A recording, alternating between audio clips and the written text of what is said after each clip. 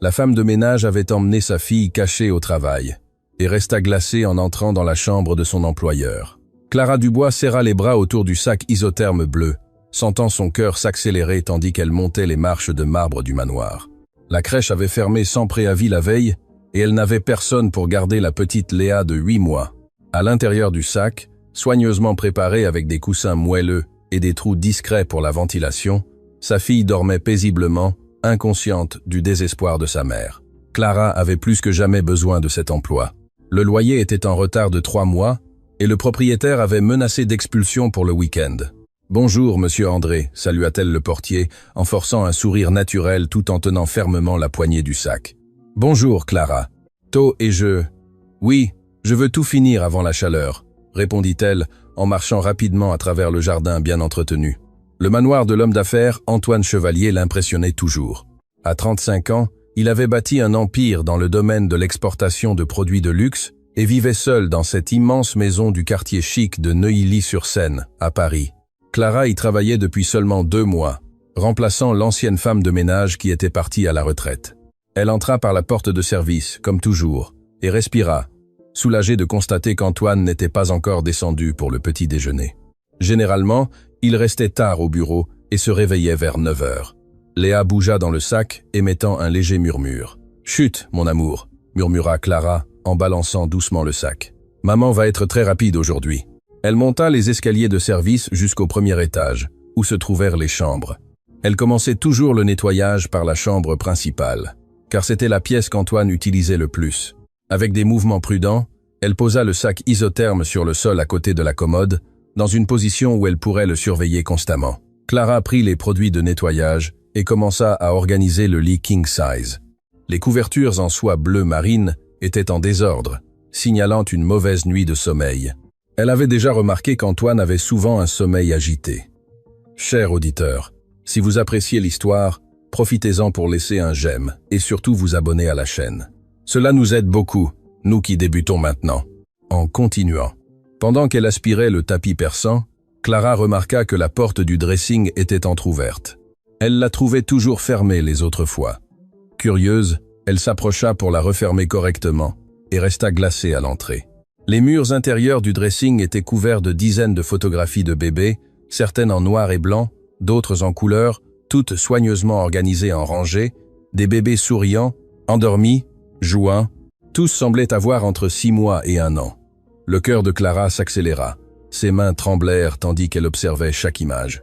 Il y avait aussi des coupures de journaux avec des nouvelles sur des enfants, quelques articles sur le développement de l'enfant et même des annonces de produits pour bébés. « Qu'est-ce que c'est ?» murmura-t-elle pour elle-même, sentant un frisson parcourir son dos. Soudain, Léa commença à se plaindre à l'intérieur du sac. Le son résonna dans la chambre silencieuse comme une alarme. Clara courut vers le sac, sortant rapidement sa fille et essayant de la calmer. « Calme-toi, mon amour, calme-toi », murmura-t-elle désespérément, berçant la petite fille dans ses bras. Mais Léa avait faim et les pleurs s'intensifièrent. « S'il te plaît, Léa, pas maintenant », implora Clara en regardant nerveusement vers la porte de la chambre. C'est alors qu'elle entendit des pas fermes monter l'escalier principal. Antoine Chevalier s'était réveillé plus tôt que d'habitude. L'insomnie qui le poursuivait depuis des années avait de nouveau frappé, et il décida de se lever pour prendre un bain avant de commencer la journée. Tandis qu'il montait à sa chambre, il entendit un son qui le fit s'arrêter à mi-escalier, un pleur de bébé. Il resta immobile, pensant qu'il imaginait des choses, mais le son continuait, venant clairement de sa chambre. Antoine monta les dernières marches lentement, le cœur battant fort. Quand il arriva à la porte entr'ouverte de sa chambre, il vit Clara de dos, tenant une petite fille dans ses bras.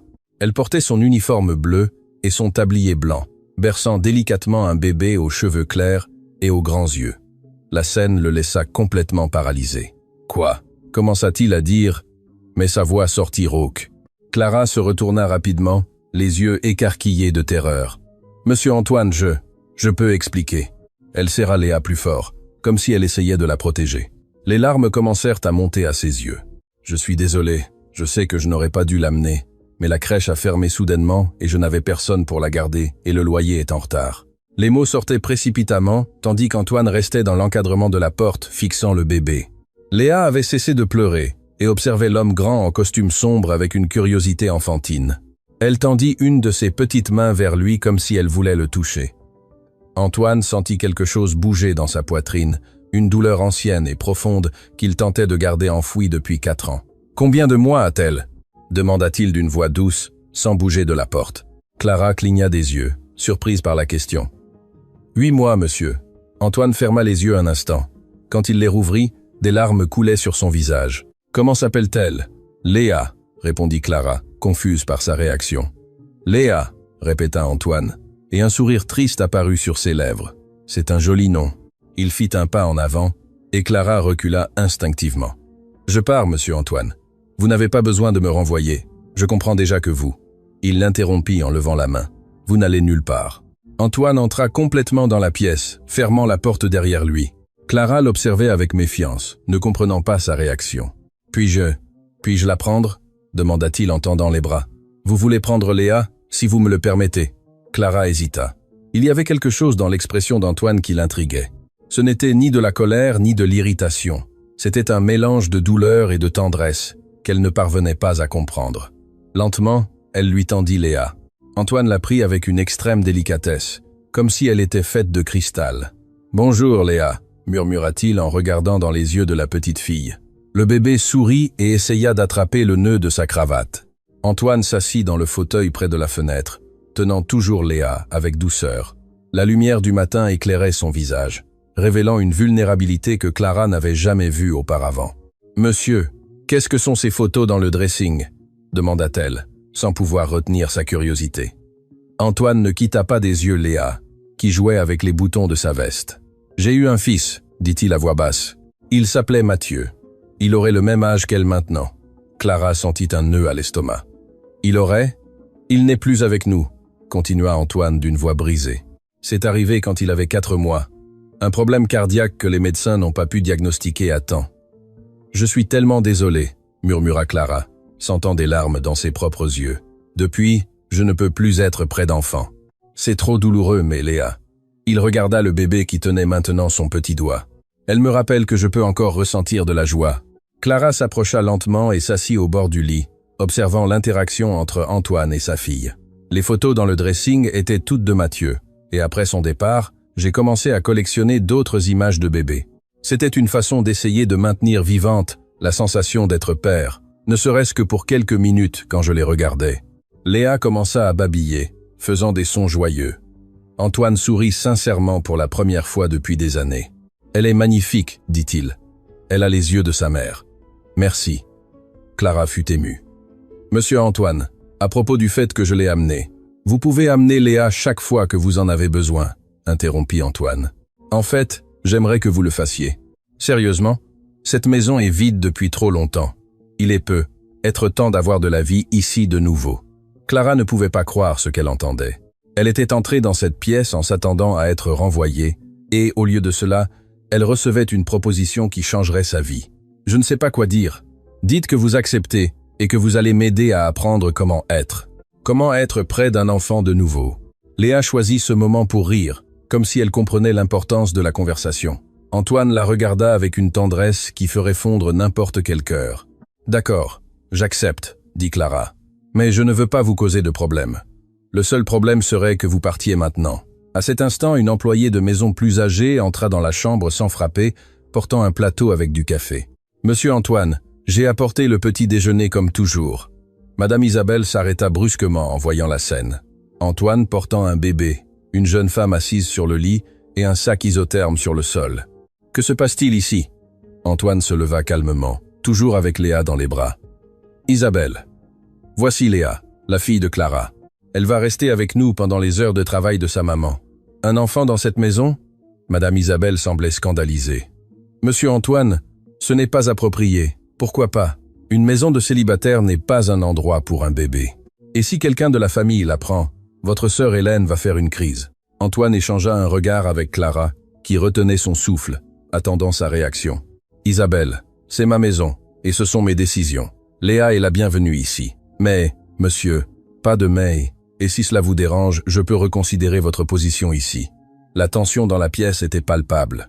Madame Isabelle avait travaillé pour la famille Chevalier pendant plus de 15 ans et n'avait jamais été défiée de cette manière. « D'accord, monsieur, » dit-elle finalement. « Mais je ne me porte pas garante des conséquences.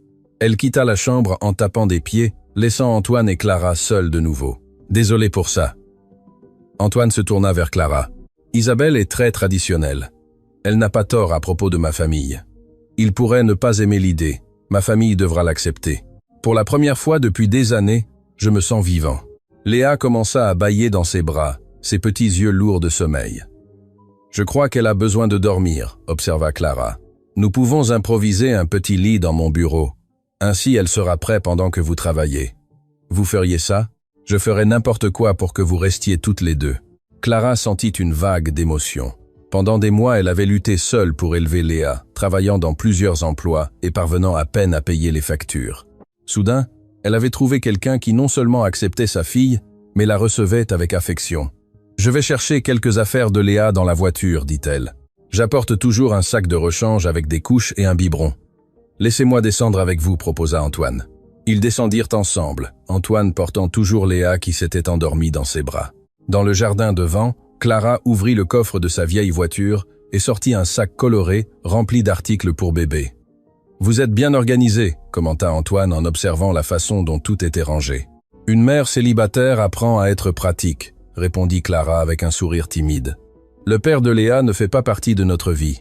Quand il a su que j'étais enceinte, il a disparu. Il a dit qu'il n'était pas prêt à être père. » Antoine ressentit un pincement de colère. Comment quelqu'un pouvait-il abandonner une enfant si précieuse? « Sa perte, » dit-il simplement. Ils retournèrent à l'intérieur de la maison, où Antoine improvisa un coin douillet pour Léa dans le bureau. Il utilisa des coussins du canapé pour créer un espace sûr où elle pourrait dormir et jouer. « Voilà », dit-il en déposant Léa soigneusement sur les coussins. « Qu'en pensez-vous »« Parfait », Clara sourit. « Merci beaucoup, monsieur Antoine. »« Antoine » corrigea-t-il. « Vous pouvez m'appeler Antoine. »« D'accord, Antoine. » Le nom sonna étrange sur ses lèvres. Pendant 2 mois, elle l'avait traité formellement. Maintenant, la distance respectueuse entre employeur et employé. Maintenant, avec Léa dormant entre eux, il semblait que cette barrière avait commencé à se dissoudre. « Je vais finir le nettoyage de la chambre », dit Clara, en prenant les produits qu'elle avait laissés à l'étage. « Je reste ici avec elle », proposa Antoine. « Vous êtes sûr ?»« Absolument. » Clara monta les escaliers avec le cœur plus léger qu'elle ne l'avait senti depuis des mois. Quand elle arriva dans la chambre, elle alla directement au dressing pour fermer la porte qu'elle avait laissée ouverte. Mais avant, elle regarda une fois de plus les photos. Elle comprenait maintenant la douleur dans les yeux d'Antoine. Perdre un enfant devait être le pire que l'on puisse affronter. Et pourtant, il avait trouvé le courage de tenir Léa, d'ouvrir son cœur à nouveau. Elle termina le nettoyage rapidement et descendit pour trouver Antoine assis sur le sol à côté de Léa, qui s'était réveillée et jouait avec un cadre photo qu'il lui avait donné à tenir. « Elle aime les objets brillants », observa-t-il. « C'est vrai, elle est toujours fascinée par tout ce qui reflète la lumière. » Antoine montra la photo à l'intérieur du cadre.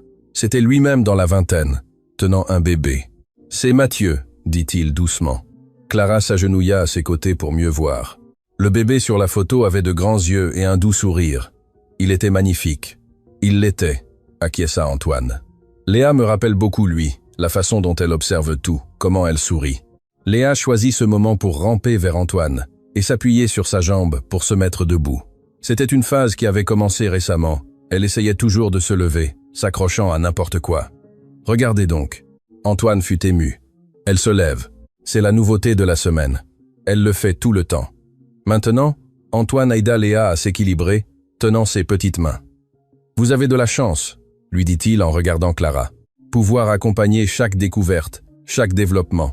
Cela ne semble pas toujours de la chance, confessa Clara. Parfois, ça fait peur de tout faire seul. Vous n'êtes plus seul. » Ces mots portaient une promesse que Clara n'osait pas interpréter complètement. Il était trop tôt pour de grands espoirs, mais quelque chose en elle commença à fleurir. Le reste de la matinée se passa tranquillement. Antoine annula ses rendez-vous du matin pour rester avec Léa pendant que Clara travaillait dans la maison. Quand elle alla nettoyer la salle à manger, elle pouvait entendre des conversations douces et des rires venant du bureau. Vers midi, Léa commença à s'agiter. « Elle doit avoir faim », dit Clara en prenant le biberon du sac. « Puis-je lui donner moi ?» demanda Antoine. « Bien sûr. » Clara prépara le biberon et le tendit à Antoine, qui s'installa dans le fauteuil avec Léa sur ses genoux. Le bébé accepta le biberon immédiatement, se blottissant contre lui. « Elle vous fait confiance », observa Clara. « Les enfants sont intuitifs. Ils sentent quand quelqu'un les aime. Et vous, vous l'aimez » Antoine regarda Léa, qui buvait son biberon, les yeux fixés sur lui. « Oui, dit-il simplement, je l'aime. » La simplicité de la confession émut profondément Clara. Elle avait passé des mois à s'inquiéter de la réaction de Léa à l'absence de son père, si elle manquerait d'une figure paternelle. Et là, il y avait un homme qui connaissait sa fille depuis quelques heures seulement et parlait déjà d'amour. « Puis-je vous demander quelque chose ?» dit Clara. « Bien sûr. Pourquoi vous? Pourquoi ne vous êtes-vous jamais remarié après Mathieu ?» Antoine resta silencieux quelques minutes, observant juste Léa boire. « Peur, répondit-il finalement. Peur d'ouvrir mon cœur et de perdre à nouveau. C'est plus facile de vivre dans une carapace où rien ne peut vous blesser, mais aussi où rien ne peut vous rendre heureux. Exactement. Jusqu'à ce matin, je m'en étais contenté. Et maintenant? Maintenant, je me rends compte que je n'existais que, je ne vivais pas. » Léa finit son biberon et s'endormit dans les bras d'Antoine. Il la plaça soigneusement de nouveau entre les coussins, ajustant une petite couverture sur elle. « Est-elle confortable ?» murmura-t-il. « Il semble que oui. Normalement, elle ne dort ainsi qu'avec moi ou avec la voisine qui la garde parfois. La voisine, Madame Christine, une dame âgée qui vit dans l'appartement d'à côté. Elle est très affectueuse avec Léa, mais elle a de l'arthrite et a du mal à porter une enfant longtemps. » Antoine absorba l'information, prenant note mentalement de la situation précaire de Clara, une mère célibataire dépendant de la gentillesse des voisins pour garder sa fille. « Clara, puis-je vous poser une question personnelle ?»« Oui. Votre situation économique est très difficile. » Clara hésita. Il était embarrassant d'admettre ses difficultés devant l'employeur, surtout maintenant qu'il avait été si gentil. « Un peu, admit-elle, mais nous nous en sortons. 3 mois de loyer en retard, c'est plus qu'un peu. » Elle le regarda, surprise. « Comment le savez-vous ? Vous l'avez mentionné quand vous étiez nerveuse tout à l'heure, et je sais combien il est difficile de subvenir seul aux besoins d'une famille. » Clara baissa les yeux, gênée. « Je vais pouvoir payer, j'ai juste besoin d'un peu plus de temps. Et si je vous disais que j'ai une proposition ? » « Quel genre de proposition ?» Antoine se leva et alla à la table, prenant un bloc-notes. « En plus du nettoyage, vous pourriez aider avec d'autres choses ici à la maison, coordonner les autres employés, organiser mon emploi du temps personnel, recevoir des colis. Ce serait un travail plus large, avec un meilleur salaire. » Clara le regarda avec méfiance. « Pourquoi feriez-vous ça ? Parce que vous êtes organisé, responsable, et, surtout, parce que je veux que Léa se sente ici chez elle. Je ne veux pas de votre pitié, Antoine. Ce n'est pas de la pitié. C'est une opportunité qui nous bénéficie à tous les deux. J'ai besoin de quelqu'un de confiance pour s'occuper de la maison, et vous avez besoin de stabilité économique. » Clara considéra la proposition. C'était trop tentant pour la refuser, mais aussi terrifiant. Et si ce n'était qu'une réaction émotionnelle de sa part, et s'il changeait d'avis, je peux y réfléchir. Bien sûr, mais sachez que l'offre tient toujours. À ce moment, Léa se réveilla et commença à babiller, attirant l'attention. Antoine s'approcha d'elle immédiatement. « Bonjour, princesse. As-tu bien dormi ?» Léa sourit en le voyant et tendit les bras, voulant être portée. « Je crois qu'elle s'est habituée à vous, » dit Clara, surprise. Antoine prit Léa dans ses bras, et elle se blottit contre sa poitrine, comme si c'était la chose la plus naturelle du monde. « Elle est spéciale, » murmura-t-il. « Elle l'est. Elle a toujours été très sociable. L'infirmière de la maternité a dit qu'elle n'avait jamais vu un bébé aussi souriant. Comme la mère, commenta Antoine en regardant Clara. Elle rougit sous le compliment. « Je devrais y aller. Il est déjà tard. Vous pouvez rester un peu plus. J'ai aussi annulé mon agenda de l'après-midi. Je ne peux pas vous laisser annuler des engagements à cause de nous. Je peux annuler ce que je veux. Et aujourd'hui, je veux passer du temps avec vous deux. » L'après-midi passa comme un rêve. Antoine montra la maison à Léa, la portant dans les couloirs et expliquant chaque pièce comme si elle pouvait comprendre.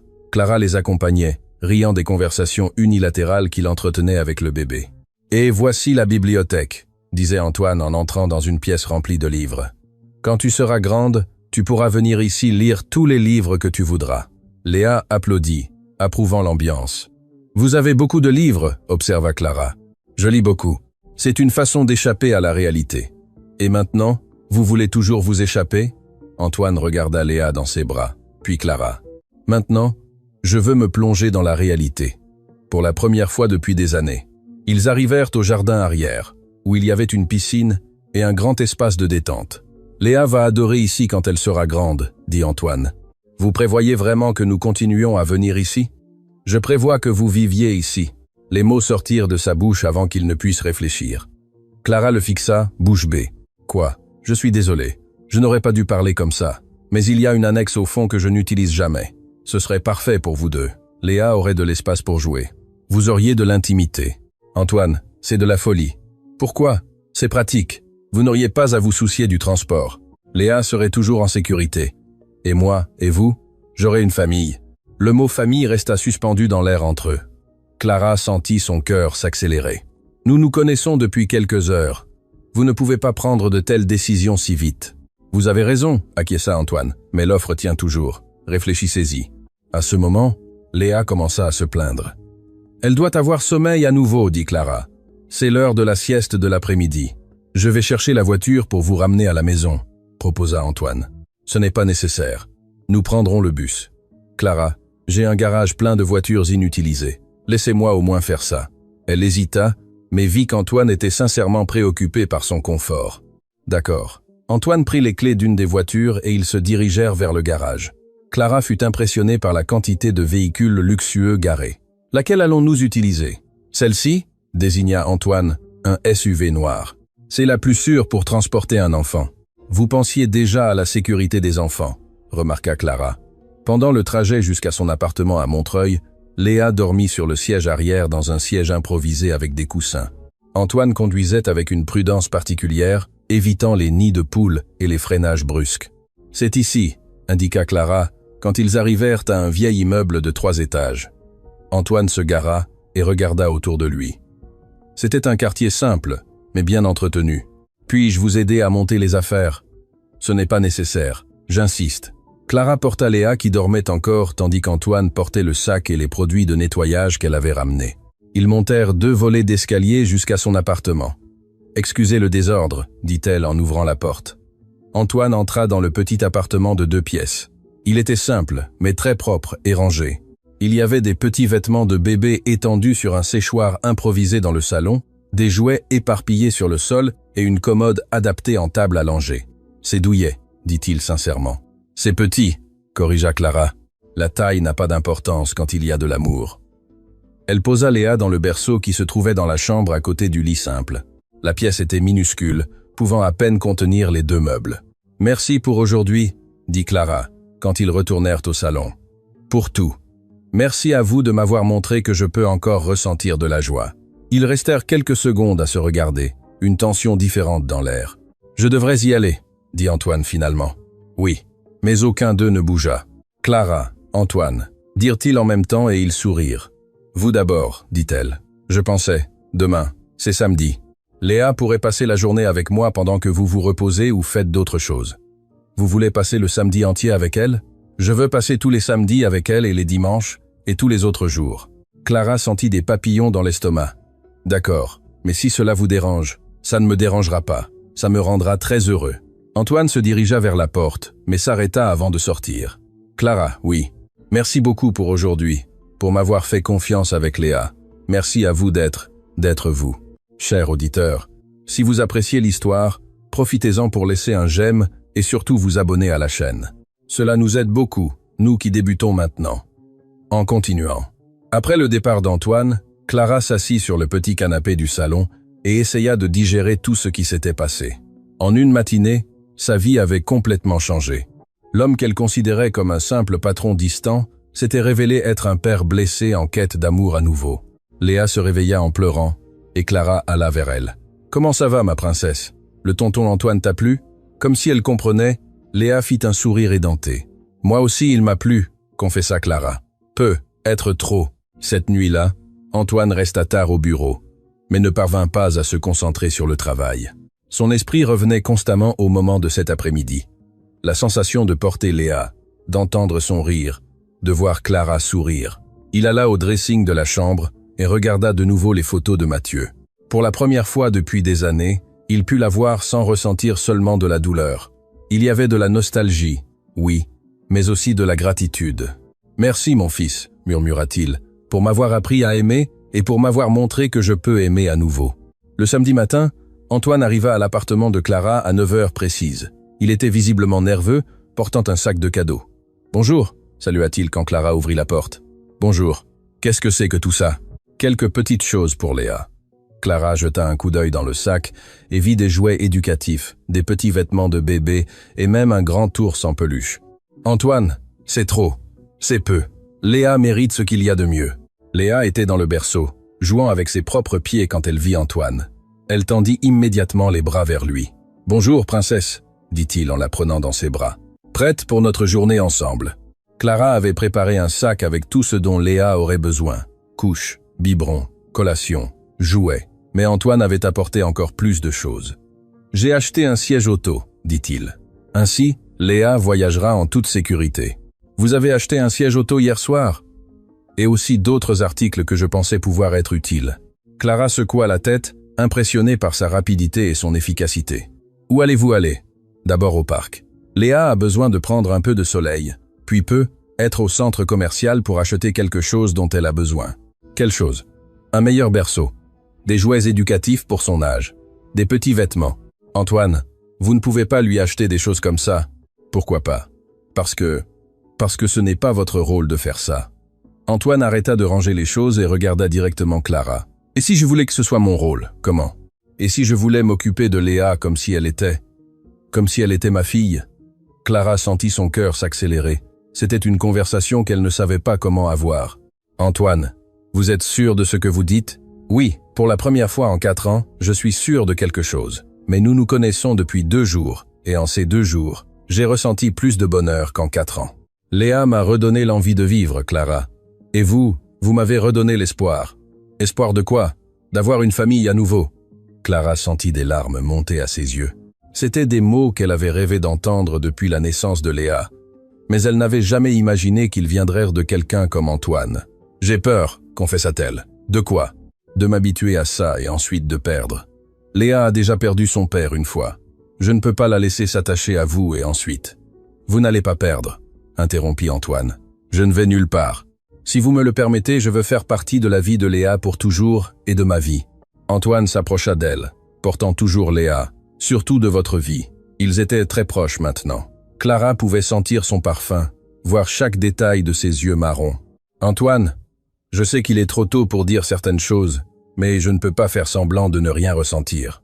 En 2 jours, vous et Léa êtes devenues les personnes les plus importantes de ma vie. » Léa choisit ce moment pour babiller quelque chose qui ressemblait à papa, faisant rire les deux. « Elle est d'accord, » plaisanta Antoine. « Elle sait à peine parler.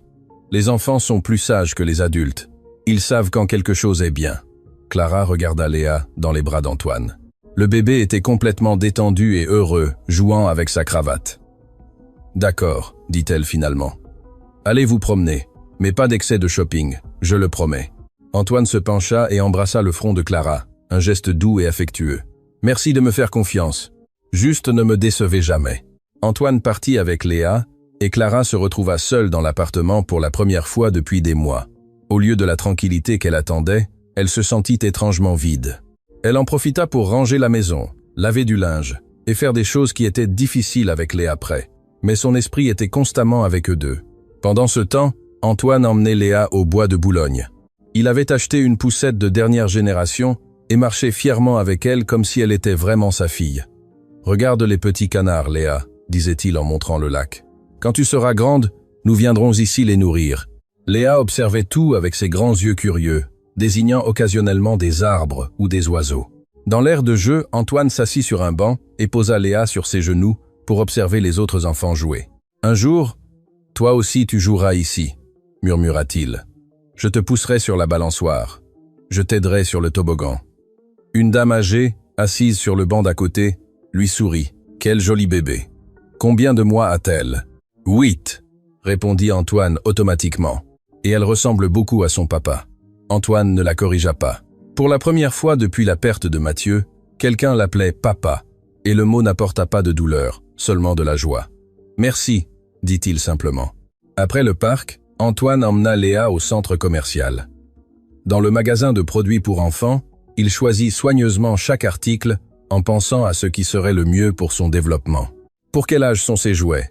demanda-t-il à la vendeuse. « De 8 à 12 mois, ils sont excellents pour stimuler la coordination motrice. » Antoine en acheta plusieurs, ainsi que des vêtements, des couches et même une chaise haute pour manger. « Votre femme aimera les choix, » commenta la vendeuse. « J'espère bien. » Antoine sourit. « Sur le chemin du retour, Léa s'endormit dans son siège auto.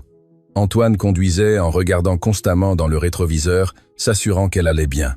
Quand il arriva à l'appartement de Clara, elle ouvrit la porte et fut impressionnée par la quantité de sacs qu'il portait. « Antoine, vous avez promis de ne pas exagérer.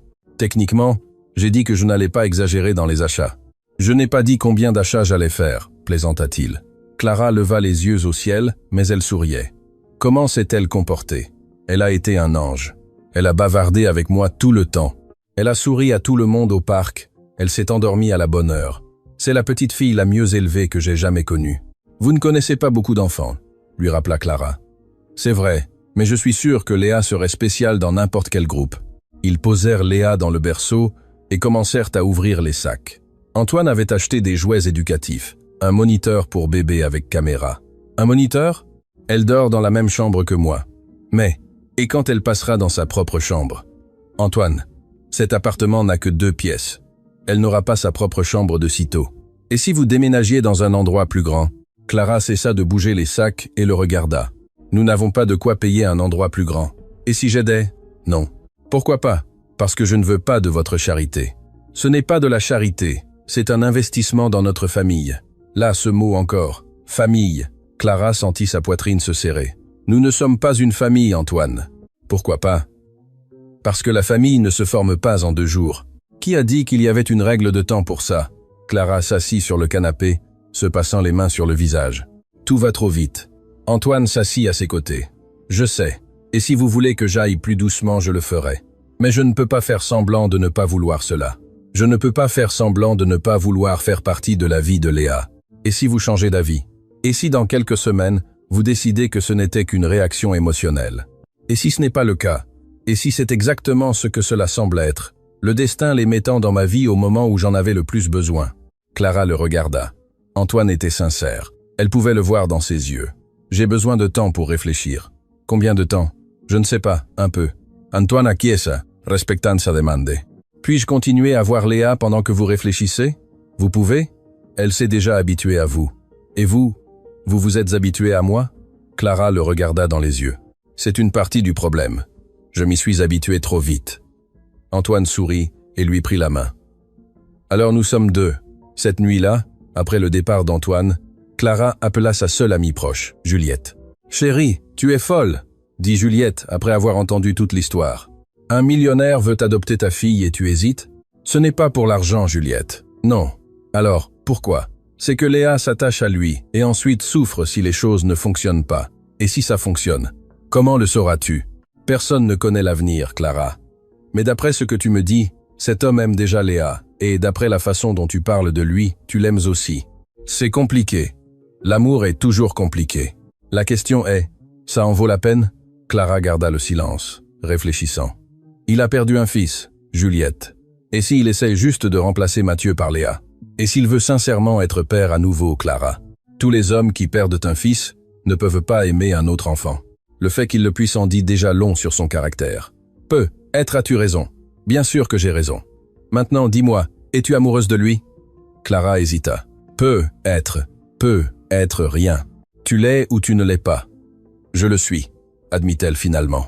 Dès le premier instant où je l'ai vue avec Léa dans les bras, la façon dont il la regardait comme si elle était la chose la plus précieuse du monde. Alors, quel est le problème? Le problème est que je suis une femme de ménage, Juliette. Il est un homme d'affaires millionnaire. Nous sommes de mondes différents. Et alors, ce qui compte, c'est ce que vous ressentez l'un pour l'autre. Et si sa famille ne l'accepte pas? Et si les gens disent que je suis intéressé? Clara, tu cherches des problèmes là où ils n'existent pas encore. Arrête de créer des obstacles et va être heureuse. Après la conversation avec Juliette, Clara se sentit un peu plus claire sur ses sentiments. Elle était amoureuse d'Antoine, oui, et il semblait sincèrement amoureux de Léa. Le dimanche, Antoine se présenta de nouveau pour chercher Léa. Cette fois, Clara décida de les accompagner. « Vous êtes sûr ?» demanda-t-il. « Je pensais que vous aviez besoin de temps seul. J'ai changé d'avis. Je veux passer la journée avec vous 2. » Antoine sourit, visiblement heureux de sa décision. Ils allèrent au jardin des plantes, où ils passèrent la matinée à marcher le long des sentiers. Antoine poussait la poussette de Léa, tout en racontant des histoires sur les plantes et les arbres qu'il rencontrait. « Vous en savez beaucoup sur la botanique », observa Clara. « Mon entreprise travaille avec l'exportation de produits de luxe. J'ai appris sur les plantes par nécessité, mais j'ai fini par aimer ça. » Ils s'arrêtèrent pour un pique-nique sous un grand arbre. Antoine avait apporté un panier avec des sandwichs, des fruits et du jus. Léa était fascinée par les différentes textures des feuilles qui tombaient. « Elle adore la nature », commenta Clara en voyant Léa essayer d'attraper une feuille. « Comme la maman, j'imagine. »« Comment le savez-vous ? Par la façon dont vous regardez tout ici, vos yeux brillent. » Clara rougit à cette observation. « J'ai toujours aimé les plantes. En fait, mon rêve était d'étudier la biologie. Pourquoi ne l'avez-vous pas fait ? Je n'ai pas eu les moyens. J'ai commencé à travailler tôt pour aider à la maison, puis je suis tombée enceinte. Et maintenant j'ai Léa à élever. » Antoine resta pensif un instant. « Et si vous pouviez retourner étudier ? Comment ? Je n'ai ni le temps ni l'argent. Et si vous les aviez ?» Clara le regarda avec méfiance. « Antoine, qu'est-ce que vous manigancez ? Rien, je pose juste une question hypothétique. » Mais elle pouvait voir qu'il y avait quelque chose de plus derrière la question. Après le déjeuner, ils allèrent dans une librairie pour enfants. Antoine voulait acheter des livres à lire à Léa. « Elle est encore trop petite pour comprendre les histoires, » dit Clara. « Mais elle n'est pas trop petite pour s'habituer au son de la lecture. Plus tôt elle commencera, mieux ce sera. » Il choisit plusieurs livres avec des illustrations colorées et des textures différentes. Dans la section éducation, Clara remarqua qu'il s'arrêta pour regarder des livres sur le développement de l'enfant. « Vous étudiez ?» plaisanta-t-elle. « Je veux tout faire correctement avec Léa. Je ne veux pas répéter les erreurs que j'ai commises avec Mathieu. » « Quelles erreurs ?» Antoine hésita. « Quand Mathieu est tombé malade, j'ai tardé à l'emmener chez le médecin. Je pensais que c'était juste une grippe, si j'avais agi plus vite. Antoine, vous ne pouvez pas vous culpabiliser pour toujours. Si, je peux et je le ferai. Mais avec Léa, je serai différent. Je ferai attention à chaque détail, à chaque changement. » Clara sentit son cœur se serrer. Sa dévotion était à la fois touchante et préoccupante. Elle ne voulait pas qu'il voie Léa comme une seconde chance de sauver Mathieu. « Léa n'est pas Mathieu, » dit-elle doucement. « Je sais. Vous êtes sûr ? Parce que parfois, on dirait que vous essayez de compenser quelque chose. » Antoine cessa de feuilleter les livres et la regarda. Être qu'au début, c'était un peu ça. Mais maintenant Léa est Léa, et je l'aime pour ce qu'elle est, pas pour ce qu'elle représente. Vous êtes sûr ? Absolument. Léa m'a appris que le cœur peut aimer plus d'un enfant, que l'aimer elle ne diminue pas l'amour que je ressens pour Mathieu. Clara acquiesça, satisfaite de la réponse. Cette nuit-là, quand ils rentrèrent à l'appartement, Léa était épuisée et s'endormit immédiatement. Antoine et Clara restèrent à discuter dans le petit salon. « Puis-je faire une confession ?» dit-il. « Oui, aujourd'hui a été le meilleur dimanche de ma vie. Sérieusement, nous nous sommes juste promenés avec un bébé. Exactement. Et c'était parfait. » Clara sourit. « Pour moi aussi. C'était spécial. » Antoine se pencha vers elle. « Clara, oui. Puis-je vous embrasser ?» Son cœur s'accéléra. « Antoine, si vous ne voulez pas, je comprends, mais j'ai besoin d'essayer. » Clara regarda ses yeux et y vit de la sincérité, de l'affection, de l'espoir. « D'accord, » murmura-t-elle. Antoine s'approcha lentement et toucha ses lèvres avec délicatesse. Ce fut un baiser rempli de promesses et de possibilités. Quand ils se séparèrent, Clara était émue. « Qu'est-ce que cela signifie ?» demanda-t-elle. « Cela signifie que je veux essayer. Je veux essayer d'être une vraie famille avec vous et avec Léa. Et si ça ne fonctionne pas ? Et si ça fonctionne ?» Clara respira profondément. « D'accord, nous allons essayer. » Antoine sourit et l'embrassa de nouveau, cette fois avec plus d'intensité. « Tu ne le regretteras pas, » murmura-t-il contre ses lèvres. « J'espère que non. » Le lundi, Clara retourna travailler au manoir. Mais maintenant, tout était différent. Elle n'était pas seulement la femme de ménage, elle était la femme qu'Antoine courtisait, et la mère de la petite fille qu'il avait appris à aimer. Léa jouait dans le bureau quand Madame Isabelle apparut avec un air sérieux. « J'ai besoin de vous parler, » dit-elle à Clara. « À propos de quoi ? À propos de toute cette situation. Ce n'est pas bien. » « Qu'est-ce qui n'est pas bien ? Que vous profitiez de la vulnérabilité de Monsieur Antoine. Il souffre encore de la perte de son fils, et vous utilisez votre enfant pour le manipuler. » Clara sentit la colère monter en elle. « Je ne manipule personne. » « Non. Alors, comment expliquez-vous tout ce changement ? Hier, vous n'étiez qu'une femme de ménage. Aujourd'hui, vous vous comportez comme si vous étiez la maîtresse de maison. Isabelle, ce n'est pas votre affaire. » « Bien sûr que si. Je travaille pour cette famille depuis 15 ans. Je ne vais pas rester sans rien dire en vous voyant profiter de Monsieur Antoine. » Antoine apparut à la porte du bureau, juste au moment où Madame Isabelle parlait. « De quoi parlez-vous » Madame Isabelle se tourna vers lui. « Monsieur Antoine, j'ai besoin de vous parler en privé. » Tout ce que vous avez à dire, vous pouvez le dire devant Clara. C'est à propos d'elle, alors elle doit absolument écouter. Madame Isabelle hésita, mais décida ensuite de parler. Monsieur, toute la famille est inquiète. Votre sœur a appelé hier pour s'enquérir des rumeurs. Quelles rumeurs? Que vous vous engagez avec une employée et qu'un enfant vit ici. Antoine soupira. Hélène a toujours été une commère. Monsieur, cela pourrait nuire à votre réputation et à celle de l'entreprise. Ma réputation ne dépend pas de l'opinion d'Hélène, mais elle dépend de l'opinion de vos clients. Et s'ils apprennent que vous vouliez avec une femme de ménage? Isabelle. Antoine l'interrompit d'une voix ferme. Clara n'est pas seulement une employée, c'est la femme que j'aime, et Léa est l'enfant que j'ai choisi comme ma fille. Si cela vous dérange, vous ou n'importe qui de ma famille, le problème n'est pas le mien. Clara sentit son cœur s'accélérer en entendant Antoine dire qu'il l'aimait. C'était la première fois qu'il utilisait ce mot. « Monsieur, vous ne réfléchissez pas bien. C'est trop tôt pour, Isabelle. » Antoine l'interrompit de nouveau. « Si vous ne pouvez pas accepter et respecter Clara et Léa, il peut être préférable que vous cherchiez un autre emploi. » Le silence dans le salon était pesant. Madame Isabelle travaillait pour les Chevaliers avant même qu'Antoine ne reprenne les affaires. Elle n'avait jamais été remise en question de cette façon. « D'accord, monsieur, » dit-elle finalement. « Mais quand tout cela tournera mal, ne dites pas que je ne vous ai pas prévenu. » Elle quitta le salon en claquant la porte, laissant Antoine et Clara seuls avec Léa. « Vous avez dit que vous m'aimez, » dit Clara doucement. Antoine s'approcha d'elle. « Je l'ai dit, et c'est vrai, même en sachant que cela peut vous causer des problèmes. Même en le sachant. Et si votre sœur fait un scandale, Hélène devra l'accepter, comme tout le monde. » À ce moment, Léa rampa jusqu'à Antoine et s'appuya sur sa jambe pour se mettre debout. Elle le regarda avec ses grands yeux et sourit. « Papa » babilla-t-elle. Antoine et Clara se regardèrent, émus. « Elle a dit papa » murmura Antoine. « Oui, elle l'a dit » confirma Clara, les larmes aux yeux. Antoine prit Léa dans ses bras et l'embrassa sur le front. « Bonjour, ma princesse. Papa est là. » Clara s'approcha et Antoine passa un bras autour d'elle, créant une étreinte familiale. « Moi aussi je vous aime, dit-elle. Vraiment, vraiment. » Ils s'embrassèrent, Léa toujours dans leurs bras.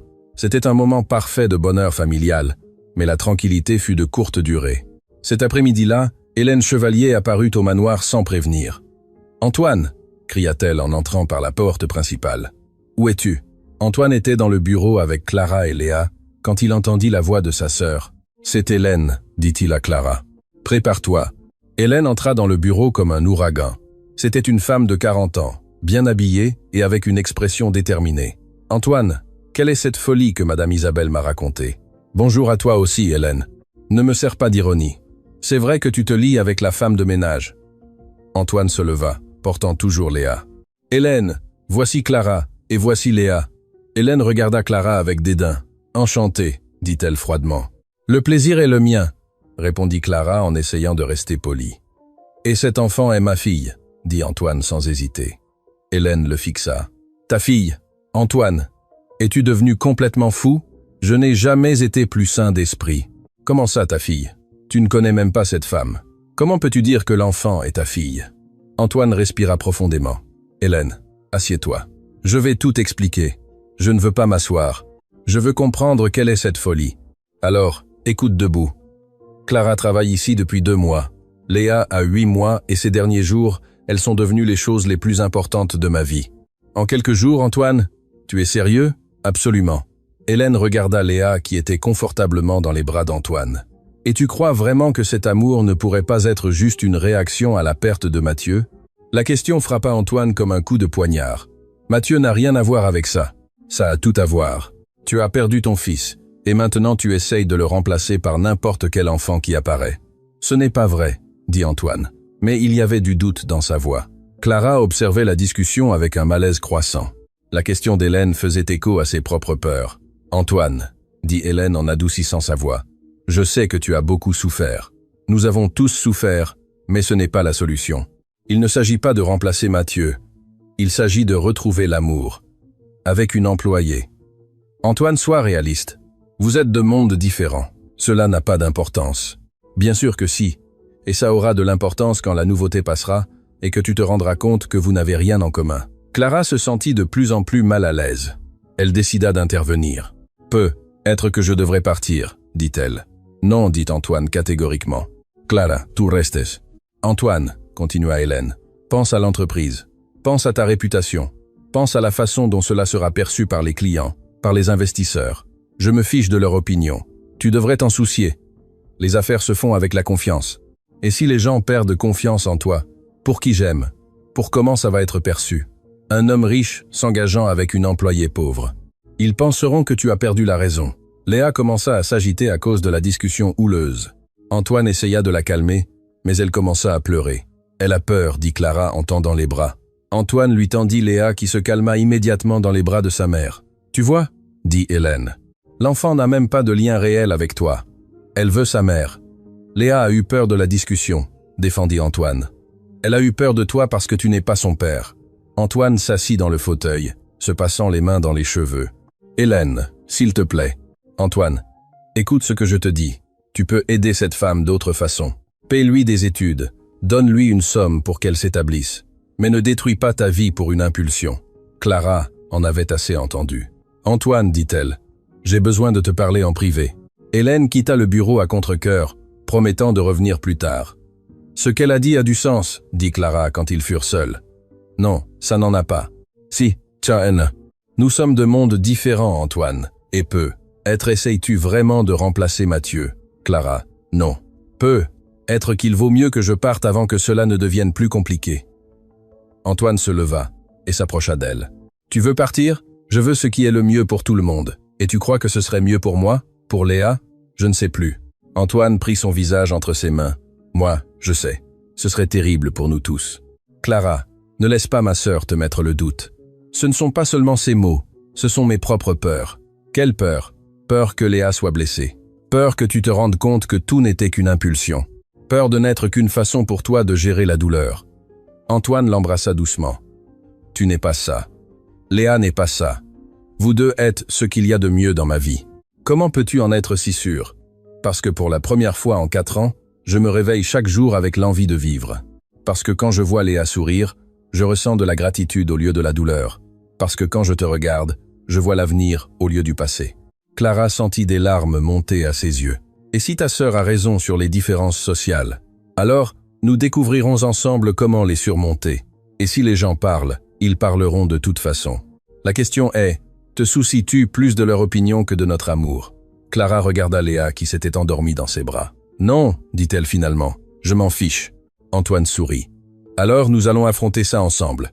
Cette nuit-là, après le départ d'Hélène, non sans avoir fait d'autres menaces de tout raconter au reste de la famille, Antoine, Clara et Léa dînaient ensemble dans la cuisine du manoir.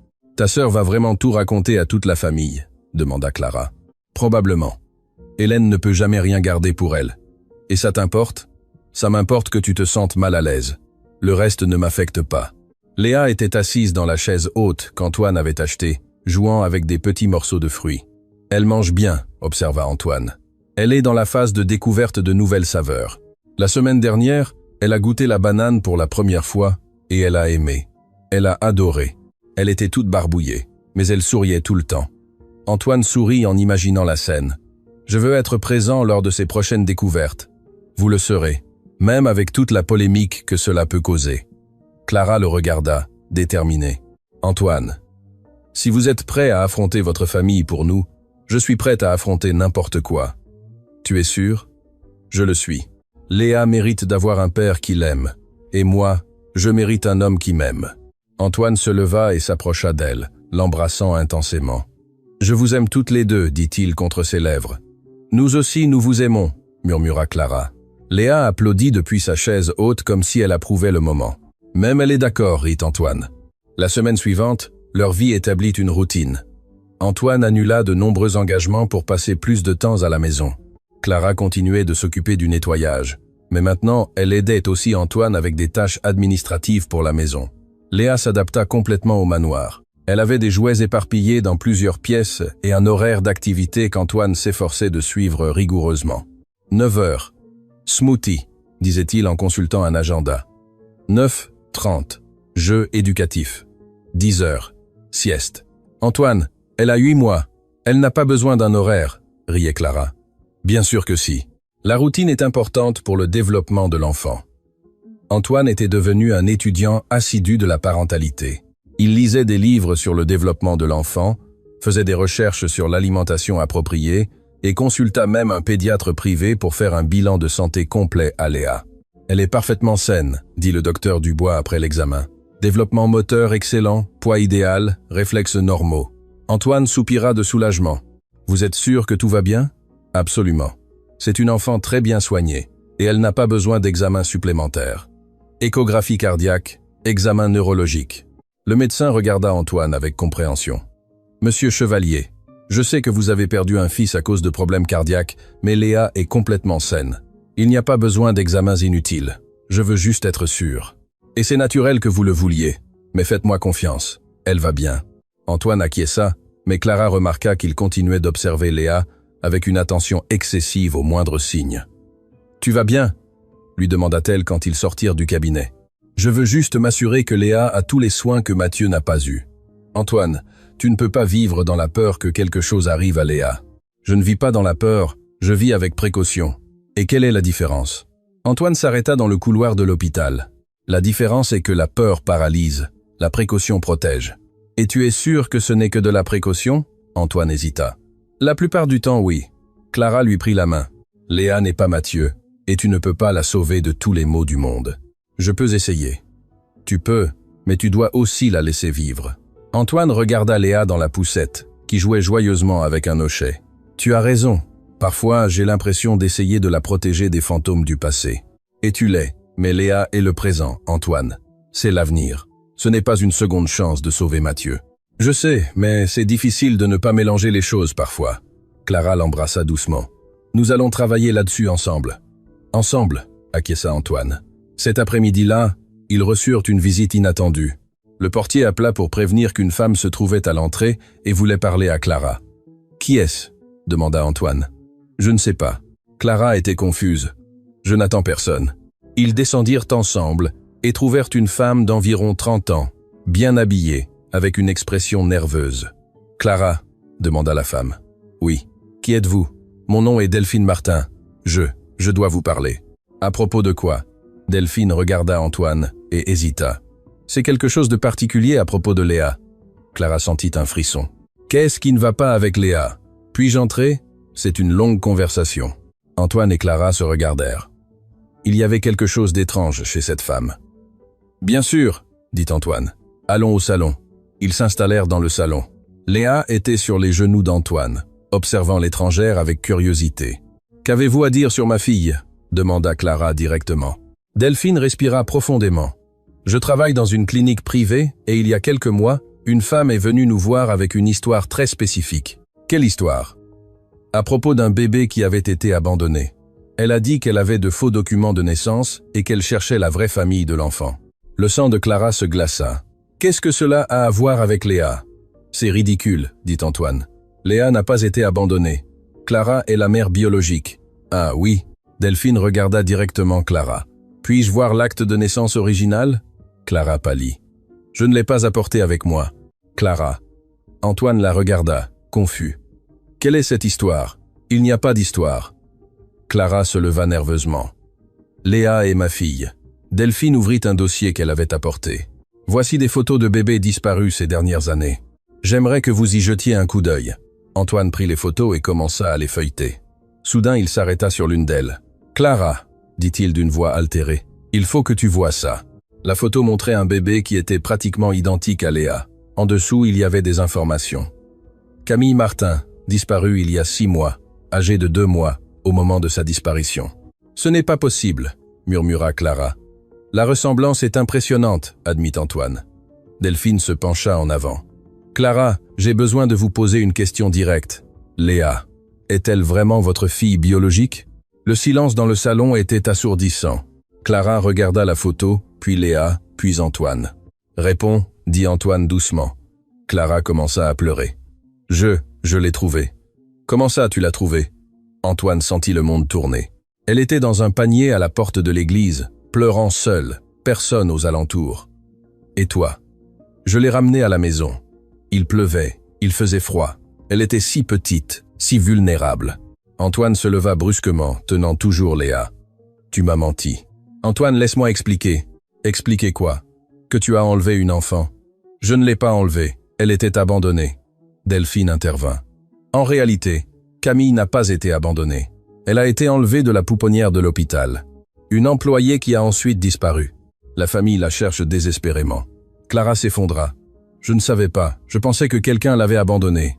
J'allais même la laisser dans un orphelinat, mais quand je suis rentré à la maison et qu'elle a cessé de pleurer dans mes bras, tu as décidé de la garder, termina Antoine d'une voix froide. Elle avait besoin de moi et j'avais besoin d'elle. Elle n'était pas à toi pour que tu décides ça. Léa commença à pleurer, sentant la tension dans l'air. « S'il vous plaît, ne criez pas !» implora Clara. « Vous lui faites peur !» Antoine tendit Léa à Clara automatiquement, mais garda ses distances. « Il y a une famille qui la cherche, Clara, une famille qui a perdu sa fille il y a des mois, je sais. » Clara pleurait abondamment, « Mais moi aussi je l'aime. Elle est ma fille maintenant. Elle n'a jamais été ta fille, » dit Antoine froidement. Ces mots coupèrent Clara comme une lame. Delphine observait tout avec peine. « Monsieur Chevalier, je comprends que ce soit un choc, mais nous devons résoudre cela de la bonne manière. »« Comment ?» demanda Antoine. « D'abord, nous devons confirmer l'identité de l'enfant, puis entrer en contact avec la famille biologique. Et Clara. Clara a commis un délit, même involontairement. » Antoine regarda Clara, qui tenait Léa comme si sa vie en dépendait. « Antoine, elle implora, ne les laisse pas la prendre. Clara, si Léa est vraiment cette Camille, elle a une famille qui la cherche et moi, et l'amour que je ressens pour elle. Ça ne compte pas? Ça compte. Mais ce n'est pas suffisant pour justifier de garder une enfant loin de ses parents biologiques. » Léa se tortillait sur les genoux de Clara, tendant ses petits bras vers Antoine, mais il ne s'approcha pas. « Papa » babila Léa. Le mot brisa le cœur d'Antoine. « Je ne suis pas ton papa » dit-il d'une voix brisée. « Je ne l'ai jamais été. Antoine, s'il te plaît. » Clara s'approcha de lui. « Ne fais pas ça, tu l'aimes. Je t'ai vu l'aimer. J'ai aimé un mensonge. Tu n'as pas aimé Léa. L'amour que tu ressens pour elle est réel, basé sur un mensonge que tu as raconté. » Delphine se leva. « Je vais vous laisser un peu de temps pour digérer cela, mais demain, je dois emmener l'enfant pour faire des tests ADN. »« Non !» Clara serra Léa fort. « Je ne le permettrai pas. »« Clara, » dit Antoine calmement, « si tu aimes vraiment Léa, tu vas laisser la vérité éclater. Et si elle est vraiment cette Camille, et si ses parents la veulent, alors elle retournera là où elle aurait toujours dû être et moi, je me retrouve sans rien. » Antoine la regarda avec un mélange de colère et de peine. « Tu aurais dû y penser avant de mentir. » Delphine laissa ses coordonnées et partit, promettant de revenir le lendemain. Antoine et Clara restèrent seuls dans le salon, un océan de silence entre eux. « Vas-tu me pardonner ?» demanda Clara finalement. Antoine ne répondit pas. « Antoine, je ne sais pas, » dit-il. « Je ne sais pas si je vais pouvoir pardonner ça. J'étais désespéré. Ma vie était détruite. J'étais vraiment enceinte, mais j'ai perdu le bébé au 4e mois quand j'ai trouvé Léa. »« Tu étais enceinte ?»« Je l'étais, mais j'ai fait une fausse couche. Le père m'avait abandonné. J'étais seul, déprimé. Quand j'ai trouvé Léa, j'ai senti que Dieu me donnait une seconde chance. » Antoine ferma les yeux, digérant toutes les informations. « Tu as menti sur tout. Sur Léa, oui, mais pas sur mes sentiments pour toi. Comment puis-je croire à quoi que ce soit que tu dis maintenant? Parce que tu connais mon cœur, Antoine. Tu as vu comment je m'en occupe, comment je l'aime. J'ai vu une mère s'occuper de sa fille. Je ne savais pas que je voyais une ravisseuse s'occuper de sa victime. Ces mots étaient cruels, mais Clara comprenait la colère. « S'il te plaît, ne me déteste pas. »« Je ne te déteste pas, » dit Antoine, épuisé. « Mais je ne sais plus non plus qui tu es. » Cette nuit-là, Clara dormit dans la chambre d'amis avec Léa. Antoine resta dans le bureau, buvant du whisky et essayant de digérer tout ce qu'il avait découvert. Tout ce qu'il avait ressenti ces derniers jours. L'amour, l'espoir, le sentiment de famille. Tout avait été basé sur un mensonge. Léa n'était pas la fille de Clara, elle n'était probablement même pas Léa. Et le pire, il y avait une famille quelque part qui avait souffert de l'absence de sa fille pendant des mois. Antoine pensa à ses propres parents qui étaient morts des années auparavant. Il pensa à quel point il serait dévastateur de perdre un enfant et de passer des mois sans savoir s'il était vivant ou mort, mais il pensa aussi à Léa ou Camille et à quel point elle était devenue importante pour lui. Serait-il possible d'aimer une enfant et ensuite d'éteindre simplement cet amour en découvrant qu'elle n'était pas celle que l'on croyait? Le matin, quand Antoine descendit prendre son petit déjeuner, il trouva Clara dans la cuisine, préparant le biberon de Léa. Elle avait les yeux gonflés d'avoir trop pleuré. « Bonjour », dit-elle timidement. Antoine se contenta d'acquiescer. « Antoine, pouvons-nous parler? Delphine devrait arriver dans 1 heure. Il n'y a pas grand-chose à dire. Si, il y a notre avenir. Notre avenir a été construit sur des mensonges, Clara. L'amour que je ressens pour toi est vrai. L'amour que tu ressens pour Léa l'est aussi.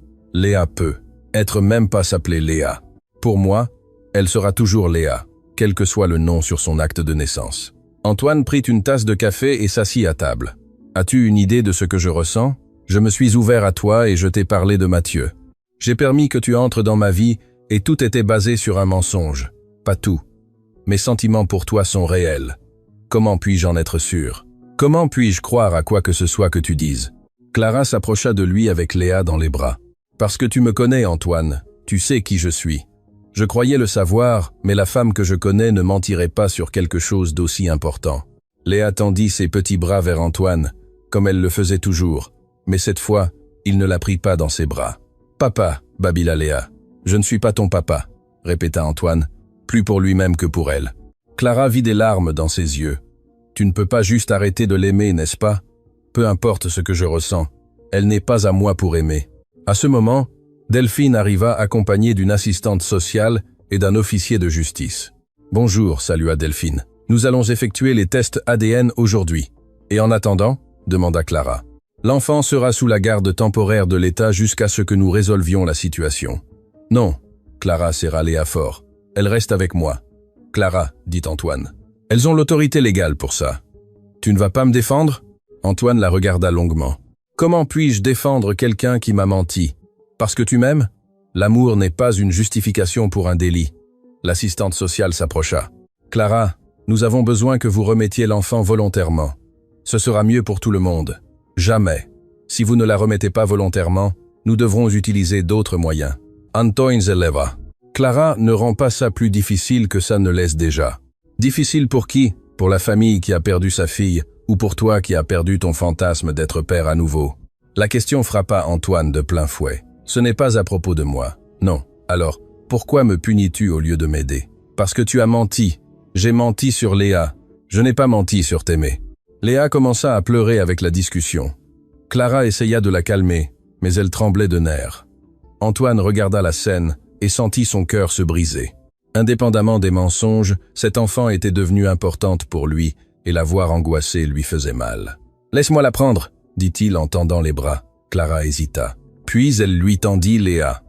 Immédiatement, l'enfant se calma. « Tu vois » dit Clara. « Elle a besoin de toi et tu as besoin d'elle. Ça ne change pas les faits. » L'assistante sociale intervint. « Monsieur Chevalier, avez-vous un intérêt légal pour l'enfant ?»« Non » répondit Antoine à contre-cœur. « Alors, je vais devoir l'emmener. » Antoine regarda Léa dans ses bras. Elle l'observait avec une confiance totale, sans savoir que son monde était sur le point de changer. « Puis-je les accompagner ?» demanda-t-il. « Pourquoi faire?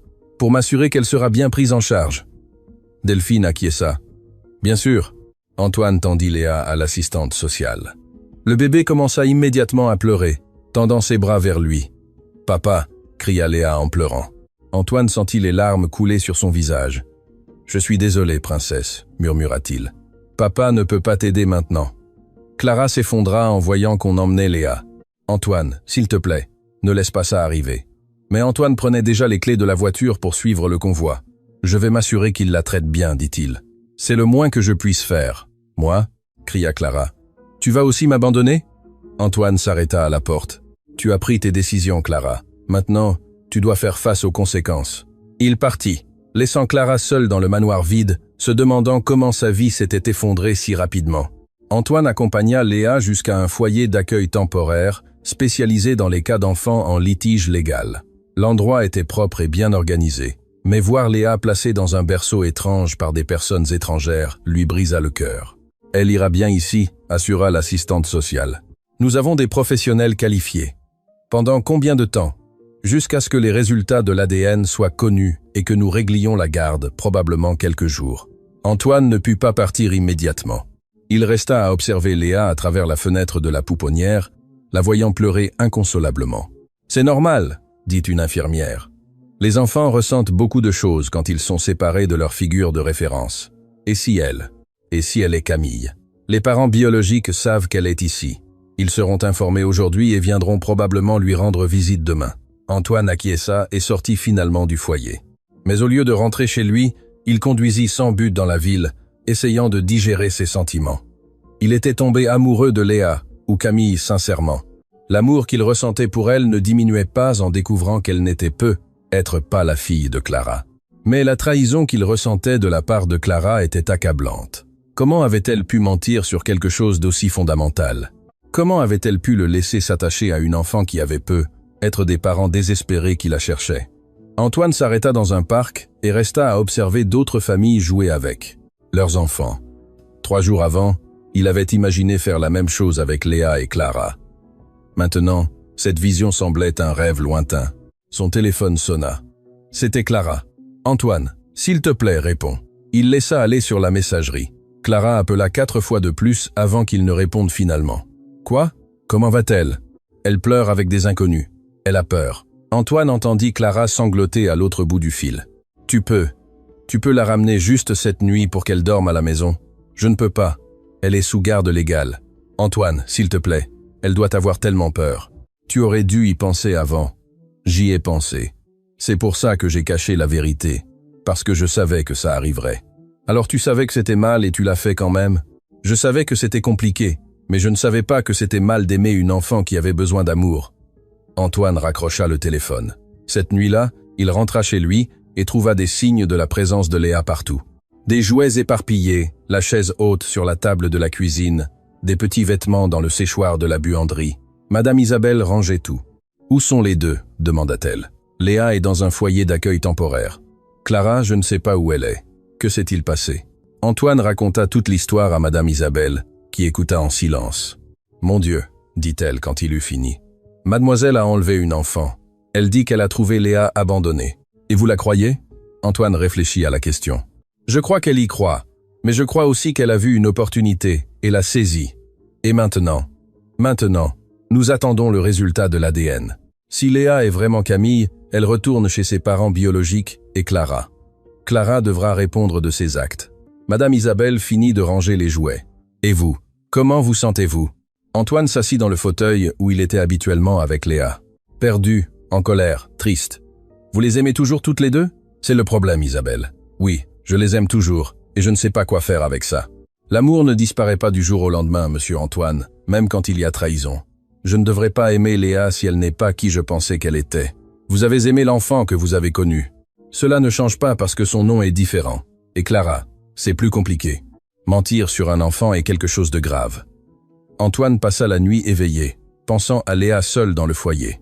Pleurerait-elle? Comprendrait-elle où elle était? Lui manquerait-il? Le lendemain, Antoine ne put pas se concentrer sur le travail. Vers midi, il décida d'aller au foyer rendre visite à Léa. « Elle n'a pas bien dormi », informa l'infirmière. « Elle a pleuré toute la nuit. Ce matin seulement, elle a pu se reposer un peu. » Antoine vit Léa dormir dans le berceau, son petit visage gonflé d'avoir tant pleuré. Elle semblait plus petite et plus fragile qu'il ne s'en souvenait. « Puis-je rester avec elle quand elle se réveillera ?» Pour un moment, oui. Quand Léa ouvrit les yeux et vit Antoine, son visage s'illumina. Elle tendit ses petits bras vers lui et dit « Papa ». Antoine la prit dans ses bras, ressentant un mélange de joie et de douleur. « Bonjour, princesse. Comment vas-tu » Léa se blottit contre lui comme pour s'assurer qu'il était réel. « Elle a clairement un lien fort avec vous », observa l'infirmière. « Oui, nous avons développé un lien ces derniers jours. Vous êtes le père biologique ?» Ce n'est. C'est compliqué. Antoine resta 2 heures avec Léa, jouant et essayant de la faire sourire.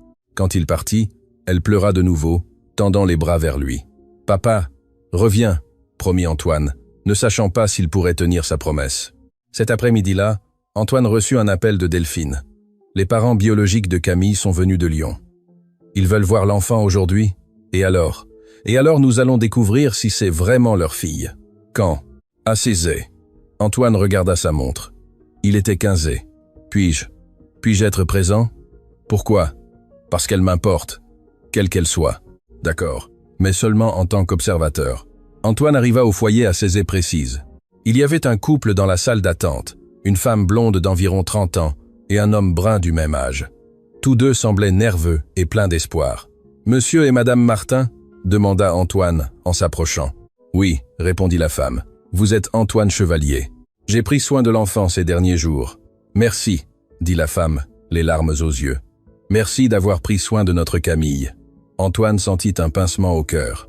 Voir l'espoir sur leur visage lui fit réaliser l'ampleur de ce que Clara avait fait. « Comment va-t-elle » demanda l'homme. « Bien, un peu effrayé par le changement, mais bien. » À ce moment, l'infirmière apporta Léa. Antoine observa la réaction du couple. La femme porta la main à sa bouche, retenant un sanglot. « C'est elle » murmura-t-elle. « C'est notre Camille. » L'homme ne put parler. Il hocha juste la tête, les larmes aux yeux. Léa regarda le couple avec étonnement, puis chercha Antoine du regard. Quand elle le vit, elle tendit les bras vers lui. « Papa !» Le couple regarda Antoine, surpris. « Elle l'appelle papa ? C'est une longue histoire. » La femme tendit les bras vers Léa, mais elle s'accrocha au cou d'Antoine. « Camille, mon amour, c'est maman !» dit la femme d'une voix brisée, mais Léa ne la reconnut pas. Pour elle, c'étaient des inconnus. Antoine perçut la douleur sur le visage de la vraie mère. « Elle est très petite, » expliqua-t-il, « et elle a été loin pendant longtemps. 6 mois, dit la femme. 6 mois à chercher notre fille. » Antoine se sentit coupable pour chaque jour de bonheur qu'il avait eu avec Léa. « Je suis désolé, dit-il sincèrement. Ce n'était pas votre faute, dit l'homme. Vous l'avez soignée, protégée. L'assistante sociale intervint. Nous allons faire une transition progressive. Camille passera quelques heures par jour avec les parents biologiques jusqu'à ce qu'elle s'habitue à nouveau. Et après, demanda Antoine. Après, elle rentrera à la maison avec nous, répondit la mère avec détermination. Antoine acquiesça, comprenant qu'il était sur le point de perdre Léa pour toujours. Au cours des 3 semaines suivantes, Antoine accompagna le processus de transition. Tous les jours, il emmenait Léa rencontrer ses parents biologiques au foyer. Peu à peu, elle commença à s'habituer à eux. D'abord quelques heures, puis une demi-journée, puis la journée entière. Antoine vit Léa s'attacher lentement à ses vrais parents. C'était douloureux, mais aussi réconfortant de la voir s'adapter. « Elle est incroyable », disait Guillaume Martin, le père biologique. Elle semble avoir hérité de la facilité d'adaptation de sa mère. C'est une enfant spéciale, acquiesçait Antoine. Comment pouvons-nous vous remercier pour ce que vous avez fait pour elle ? Demandait Nathalie Martin, la mère. En la soignant bien. C'est tout ce qui compte. Antoine remarqua que peu à peu, Léa cessait de l'appeler « papa ». Elle commença à reconnaître Nathalie comme « maman » et Guillaume comme « papa ». C'était ce qui devait arriver, mais cela lui faisait profondément mal. Clara apparut parfois au foyer, mais Antoine s'assurait de ne pas être présent quand elle était là. Il n'était toujours pas prêt à lui parler. Un jour, Nathalie Martin chercha Antoine. « Puis-je vous poser une question personnelle ?»« Bien sûr. Où est la femme qui est restée avec Camille ?»« Clara. Je ne sais pas. Nous n'avons pas parlé depuis que nous avons découvert la vérité. Elle aimait Camille. » Antoine réfléchit à la question. « Oui. À sa manière, oui. Je devrais être en colère contre elle. Et elle ne l'est pas ? Je le suis, mais je suis aussi reconnaissant. Si elle n'avait pas trouvé Camille cette nuit-là, qu'est-ce qui se serait passé ? Comment ça ? L'employé qui a enlevé Camille de l'hôpital l'a laissée à la porte d'une église par une nuit froide et pluvieuse. Si Clara n'était pas apparue. Antoine n'y avait pas pensé. Camille aurait pu mourir de froid, continua Nathalie. Au lieu de cela, elle a été soignée et aimée pendant 6 mois. Vous défendez Clara ? Je ne défends pas ce qu'elle a fait, mais je reconnais que d'une étrange manière, elle a sauvé notre fille. Antoine resta pensif. Clara a dit qu'elle allait emmener Léa, Camille, dans un orphelinat, mais quand elle est rentrée chez elle, elle est tombée amoureuse, comme n'importe qui tomberait amoureux de notre Camille. Antoine sourit avec tristesse. C'est impossible de ne pas l'aimer. Vous l'aimez, n'est-ce pas ? Je l'aime. Et même en sachant qu'elle va rentrer avec nous à Lyon. Même ainsi. Nathalie toucha le bras d'Antoine. Savez-vous de quoi Guillaume et moi avons parlé ? De quoi ? De ce que vous fassiez partie de sa vie, si vous voulez. Il la regarda, surpris. Comment ça ? Vous avez été son père pendant des semaines. Cela ne disparaît pas juste parce que nous avons découvert la vérité. Camille s'est habituée à vous, elle a créé un lien, mais vous êtes ses parents, nous le sommes.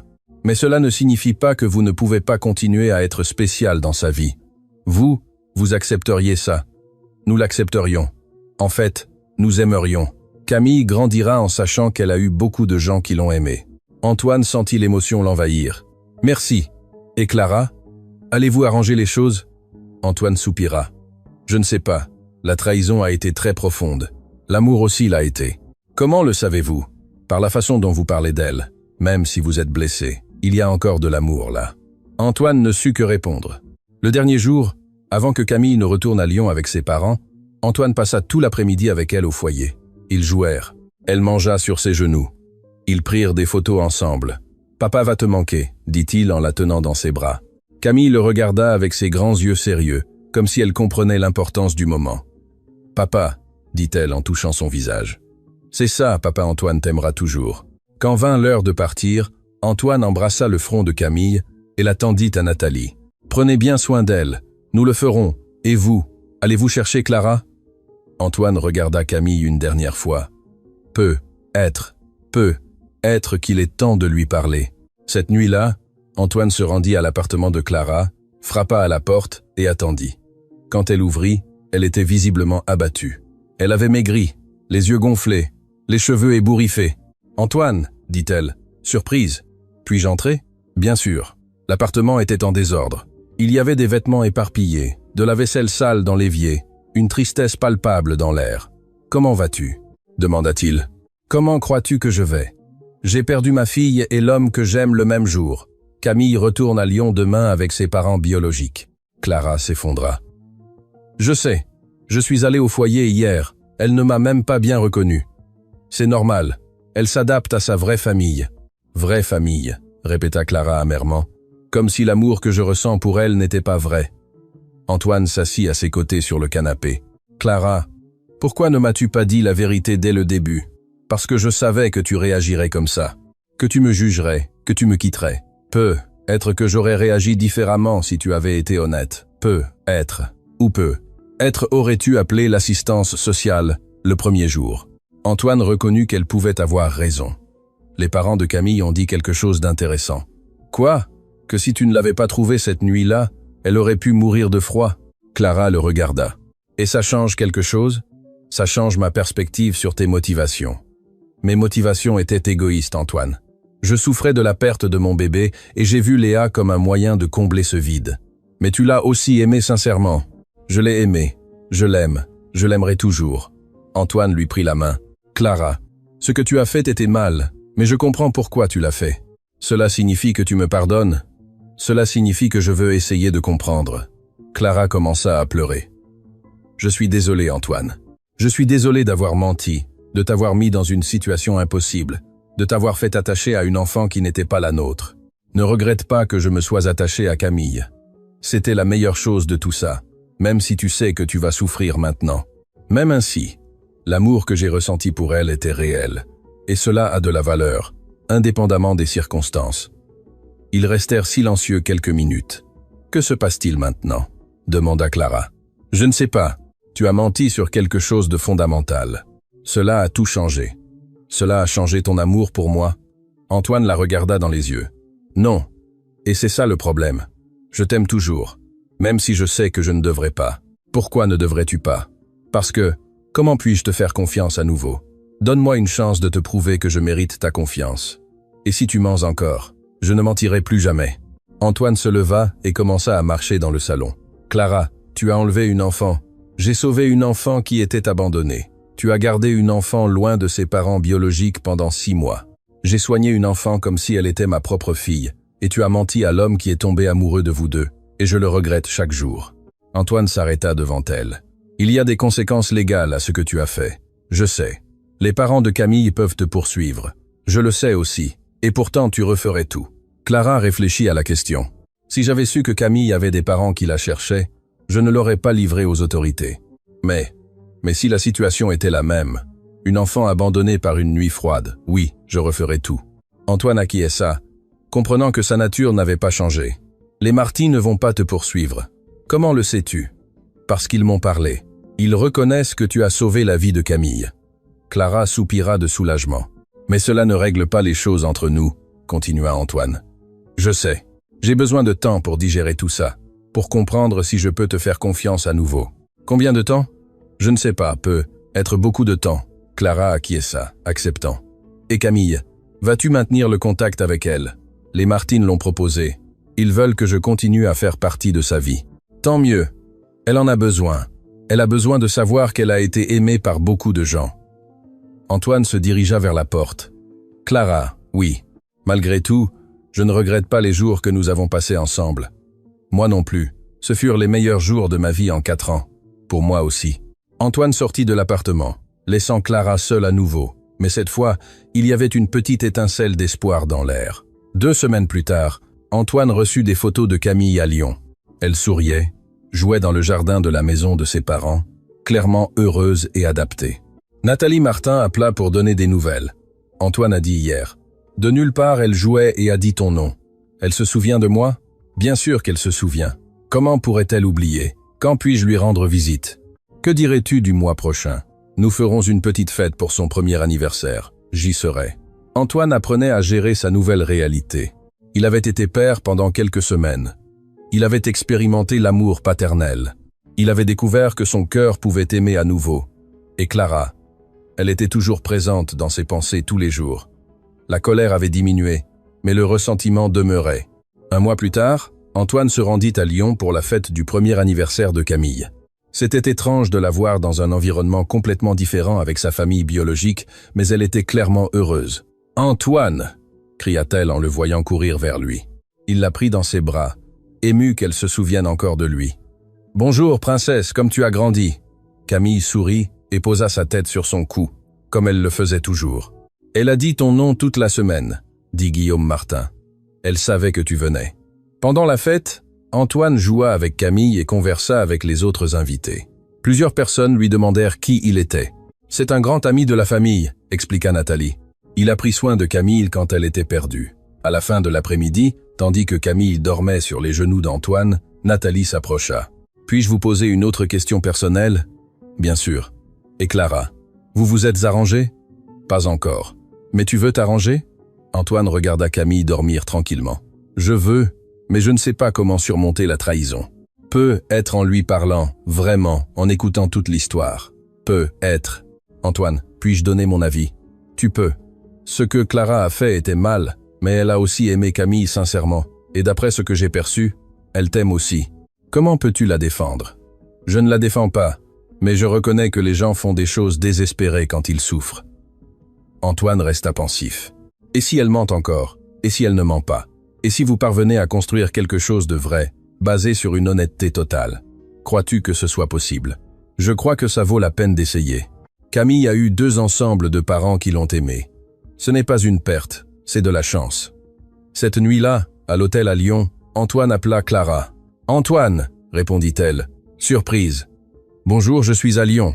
Je suis venu pour la fête du premier anniversaire de Camille. » Comment était-elle? Magnifique, heureuse, en bonne santé. Je suis contente pour ça. Clara. Pouvons-nous discuter quand je serai de retour? Bien sûr. À propos de quoi? De nous.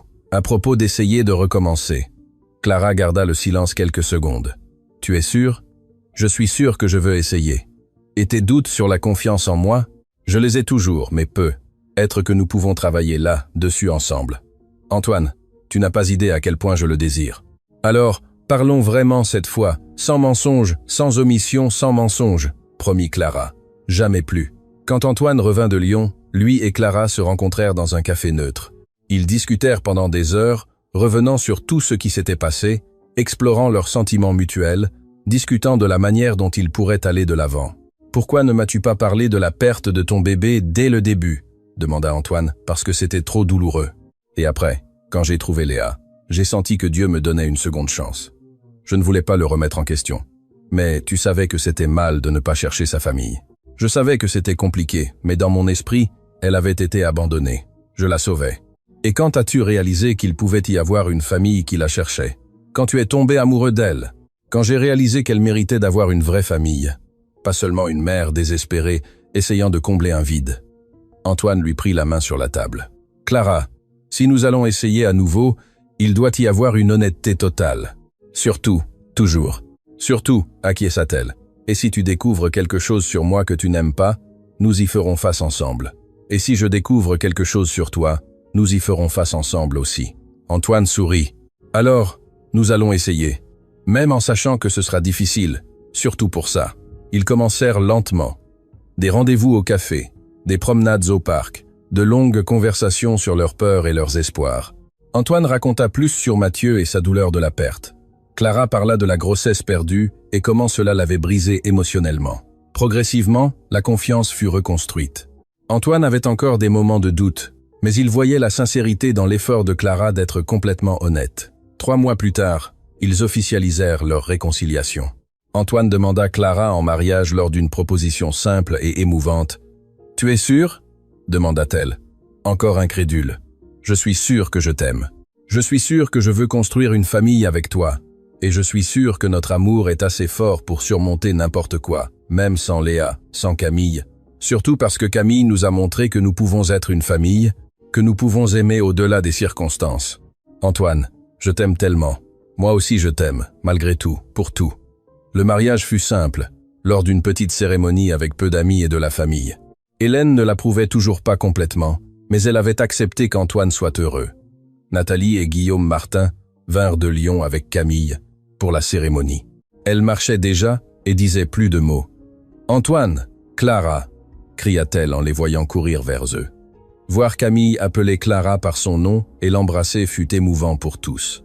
L'enfant avait appris à aimer et à inclure plusieurs personnes dans sa vie. « Elle est notre demoiselle d'honneur spéciale », dit Clara en prenant Camille dans ses bras. Pendant la cérémonie, Antoine et Clara inclurent Camille dans les vœux, promettant de l'aimer toujours comme faisant partie de leur famille élargie. « Nous promettons d'être toujours présents dans la vie de Camille, notre fille de cœur », dit Antoine. « Et nous promettons d'enseigner à nos futurs enfants que la famille est une question d'amour, pas seulement de sang », ajouta Clara. À la fin de la cérémonie, Camille tendit les alliances et fit des bisous à Antoine et Clara. « Papa Antoine, maman Clara », dit-elle, pour la joie de tous. 1 an plus tard, Antoine et Clara reçurent la nouvelle que Clara était enceinte. Cette fois, c'était une grossesse planifiée et désirée par les deux. « Tu es nerveux ?» demanda Clara. « Un peu, mais aussi excité. »« Et si quelque chose ne va pas, ça n'ira pas. Et si ça va, nous y ferons face ensemble. » Leur fils naquit en bonne santé, un petit garçon qu'ils appelèrent Mathieu Antoine, honorant à la fois le fils qu'Antoine avait perdu et le nouvel avenir qu'il construisait. Camille vint de Lyon pour connaître son petit frère. À 2 ans, elle était devenue une enfant joyeuse et sûre d'elle, qui se déplaçait facilement entre ces deux familles. « Bébé Mathieu !» s'exclama-t-elle en regardant le nouveau-né. « C'est ça, dit Antoine, ton frère Mathieu. » Camille embrassa doucement le front du bébé. « Je t'aime, Mathieu. » Antoine et Clara se regardèrent, émus de voir comment Camille avait embrassé le concept de famille élargie. 2 ans plus tard, Léa naquit, un hommage à la première petite fille qui avait uni Antoine et Clara. Camille, maintenant âgée de 4 ans, était une sœur aînée fière pour Mathieu et Léa. Les deux familles devinrent extrêmement proches. Nathalie et Guillaume étaient considérés comme des parrains et marraines, et Camille passait toutes les vacances en alternant entre Lyon et Paris. Lors d'une visite, quand Camille avait 5 ans, elle demanda « Antoine, tu es mon vrai papa ?» Antoine s'agenouilla pour être à sa hauteur. « Je suis ton papa de cœur, Camille. Et c'est aussi vrai que n'importe quoi d'autre. Et Clara est ma maman de cœur. Oui, elle l'est. Et Nathalie et Guillaume sont mes vrais parents. Ils le sont. » Camille réfléchit un instant. « Alors, j'ai beaucoup de papas. Tu as beaucoup de gens qui t'aiment, corrigea Antoine. Et ça fait de toi une petite fille très chanceuse. J'aime tout le monde, déclara Camille en embrassant Antoine. Un dimanche après-midi, Antoine était dans le jardin du manoir, observant les 3 enfants jouer. Camille apprenait à Mathieu à jouer au ballon pendant que Léa rampait, essayant d'atteindre ses frères et sœurs aînés. Clara le rejoignit, passant son bras autour de la taille de son mari. « À quoi penses-tu? À quel point la vie est étrange. Si tu n'avais pas amené Léa à Camille, au travail ce jour-là, nous ne nous serions jamais rencontrés. Nous ne serions jamais tombés amoureux. Mathieu et Léa n'existeraient pas. Camille n'aurait pas une famille élargie qu'il aime. » Ils observèrent Camille courir vers eux. « Antoine, Clara, venez jouer. »« Nous arrivons, mon amour, » répondit Clara.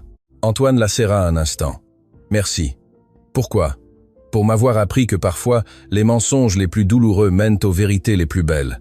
Et merci à toi de m'avoir appris que le pardon peut transformer l'erreur en amour. » Ils marchèrent ensemble vers les enfants, sachant qu'ils avaient créé quelque chose de spécial. Une famille construite sur l'honnêteté gagnée, l'amour véritable, et la compréhension que parfois les meilleurs cadeaux viennent envelopper dans les situations les plus improbables. Camille courut entre eux, leur prenant les mains. « Nous sommes une grande famille », déclara-t-elle joyeusement. « La plus grande famille d'amour qui existe », acquiesça Antoine. Et tandis que le soleil se couchait sur le jardin du manoir, les voix des enfants résonnaient dans la maison qui avait été silencieuse pendant tant d'années, remplissant chaque pièce de rire, d'amour et de la promesse que certaines histoires, même commençant par des mensonges, peuvent se terminer par les vérités les plus belles. Chers auditeurs, si vous appréciez l'histoire, Profitez-en pour laisser un j'aime et surtout vous abonner à la chaîne. Cela nous aide beaucoup, nous qui débutons maintenant. En continuant. 5 ans s'étaient écoulés depuis ce jour fatidique où Clara avait emmené Léa, cachée, au travail. Le manoir des Chevaliers était désormais constamment rempli de vie, avec 3 enfants courant dans les couloirs, des jouets éparpillés dans les élégantes pièces et le son constant de rires résonnant sur les murs autrefois silencieux. Antoine était devenu un père dévoué et attentif, non seulement pour Mathieu et Léa, mais maintenant, il maintenait un rôle paternel spécial dans la vie de Camille. Les visites régulières de la jeune fille de Lyon étaient attendues avec impatience par toute la famille et elle était devenue un pont vivant entre 2 mondes d'amour. Ce matin-là, Antoine était dans son bureau quand le téléphone sonna. C'était Nathalie Martin. « Antoine, je dois te raconter une nouvelle », dit-elle d'une voix pleine d'émotion. « Que s'est-il passé? Camille va bien? Camille va très bien, mais nous avons découvert quelque chose d'important sur le jour où elle est. Sur le jour où elle est arrivée avec Clara. » Antoine sentit son cœur s'accélérer. Même après tant d'années, toute mention de cette période éveillait encore des émotions complexes. Qu'avez-vous découvert? L'employé qui a enlevé Camille de l'hôpital a été retrouvé. Elle était dans une clinique psychiatrique depuis des années, et elle a raconté toute la vérité sur cette nuit-là. Quelle vérité? Nathalie respira profondément. Elle n'a pas abandonné Camille par méchanceté. Elle faisait une crise psychotique et croyait qu'elle sauvait des bébés d'un danger imaginaire. Camille a été la 3e enfant qu'elle a essayé de sauver. Et les autres? Une a été retrouvée par ses parents quelques heures plus tard. L'autre n'a pas survécu au froid. Antoine sentit un frisson. Alors, Clara vraiment. Clara a sauvé la vie de notre fille. Si elle n'avait pas trouvé Camille cette nuit-là, si elle ne l'avait pas ramenée à la maison. Antoine dut s'asseoir. Pourquoi me racontez-vous cela maintenant? Parce que nous voulons que Clara le sache. Nous voulons qu'elle comprenne que, indépendamment des circonstances légales, elle a été un ange dans la vie de Camille et dans la nôtre. Après avoir raccroché, Antoine resta quelques minutes en silence, digérant l'information. Puis il alla chercher Clara, qui était dans le jardin, surveillant Mathieu et Léa jouer dans la pataugeoire. « Mon amour, je dois te raconter quelque chose. »« Que se passe-t-il » demanda-t-elle, remarquant son expression sérieuse. Antoine raconta toute la conversation avec Nathalie. Quand il eut fini, Clara pleurait. Pendant toutes ces années, j'ai porté la culpabilité d'avoir menti, d'avoir fait quelque chose de mal. Et tu as sauvé une vie. Tu as sauvé notre Camille. Notre Camille, répéta Clara en souriant à travers les larmes. Elle a toujours été à nous depuis le moment où tu l'as ramenée à la maison cette nuit-là. Ce week-end-là, Nathalie et Guillaume vinrent à Paris avec Camille pour une visite spéciale.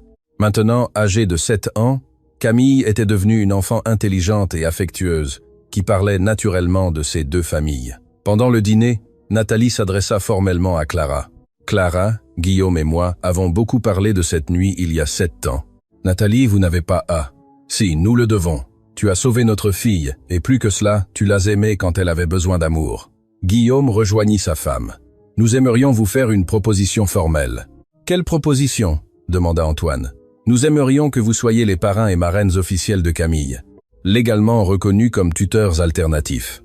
Clara laissa tomber sa fourchette. « Vous êtes sûr ?»« Absolument, » dit Nathalie. « Camille a 2 familles, mais si quelque chose nous arrive, nous voulons qu'elle reste avec les personnes que nous savons qu'ils l'aiment comme leur propre fille. » Camille, qui avait écouté la conversation, se leva de sa chaise et embrassa Clara. « Maintenant tu es ma vraie marraine. »« J'ai toujours été ta marraine de cœur, » répondit Clara émue. Antoine se sentit envahi par l'émotion en réalisant comment cette histoire qui avait commencé par la douleur et les mensonges s'était transformée en un beau réseau d'amour et de confiance. Quelques mois plus tard, pendant les vacances d'été, Camille passait un mois entier à Paris. C'était un mardi ordinaire, quand elle posa une question qui changea la perspective de tout sur le passé. « Clara, puis-je te poser une question ?»« Bien sûr, mon amour. Tu regrettes de m'avoir ramenée à la maison cette nuit-là ?» Clara arrêta de couper des fruits et regarda Camille, surprise par la profondeur de la question venant d'une enfant de 7 ans. « Pourquoi demandes-tu ça? Parce qu'à l'école, une fille a dit que tu m'avais enlevé, que c'était un crime. Et je me suis demandé si tu ne regrettais pas d'avoir eu des problèmes à cause de moi. » Clara s'agenouilla pour être à la hauteur de Camille. « Camille, regarde-moi bien dans les yeux. Je ne regrette pas une seule seconde. Tu as changé ma vie. Tu as changé la vie d'Antoine. Tu nous as appris ce qu'est le véritable amour, même si ça a été difficile. Surtout parce que ça a été difficile. Les choses les plus précieuses de la vie coûtent toujours quelque chose. Moi, qu'est-ce que je t'ai coûté? Tu m'as coûté quelques larmes, quelques nuits blanches, quelques peurs, Mais tu m'as donné beaucoup plus. L'amour, la famille, un but. Camille serra fort Clara dans ses bras. Moi aussi je t'aime, et j'aime que j'ai deux mamans qui m'aiment de manière différente. Cette nuit-là, après que tous les enfants furent endormis, Antoine et Clara parlèrent de la question de Camille. Elle grandit et commence à comprendre la complexité de la situation, observa Antoine. Et elle la gère mieux que nous, les adultes, ne l'avons gérée à l'époque, rit Clara. Crois-tu que nous avons fait ce qu'il fallait? En gardant toute cette proximité. Regarde-la, Antoine. Regarde comme elle est sûre d'elle, aimée et heureuse. Bien sûr que nous avons fait ce qu'il fallait. Antoine serra Clara contre lui sur le canapé. Parfois, je n'arrive toujours pas à croire comment tout s'est résolu. Moi non plus, quand je pense à comment nous avons failli nous perdre, mais nous ne nous sommes pas perdus.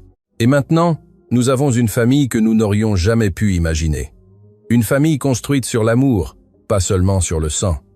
La meilleure définition de famille qui existe. L'année suivante, Mathieu avait 4 ans et Léa 2 ans, lorsqu'un incident mit une fois de plus à l'épreuve la force de la famille qu'ils avaient construite. Mathieu jouait dans le jardin quand il trébucha et se cogna la tête contre une pierre.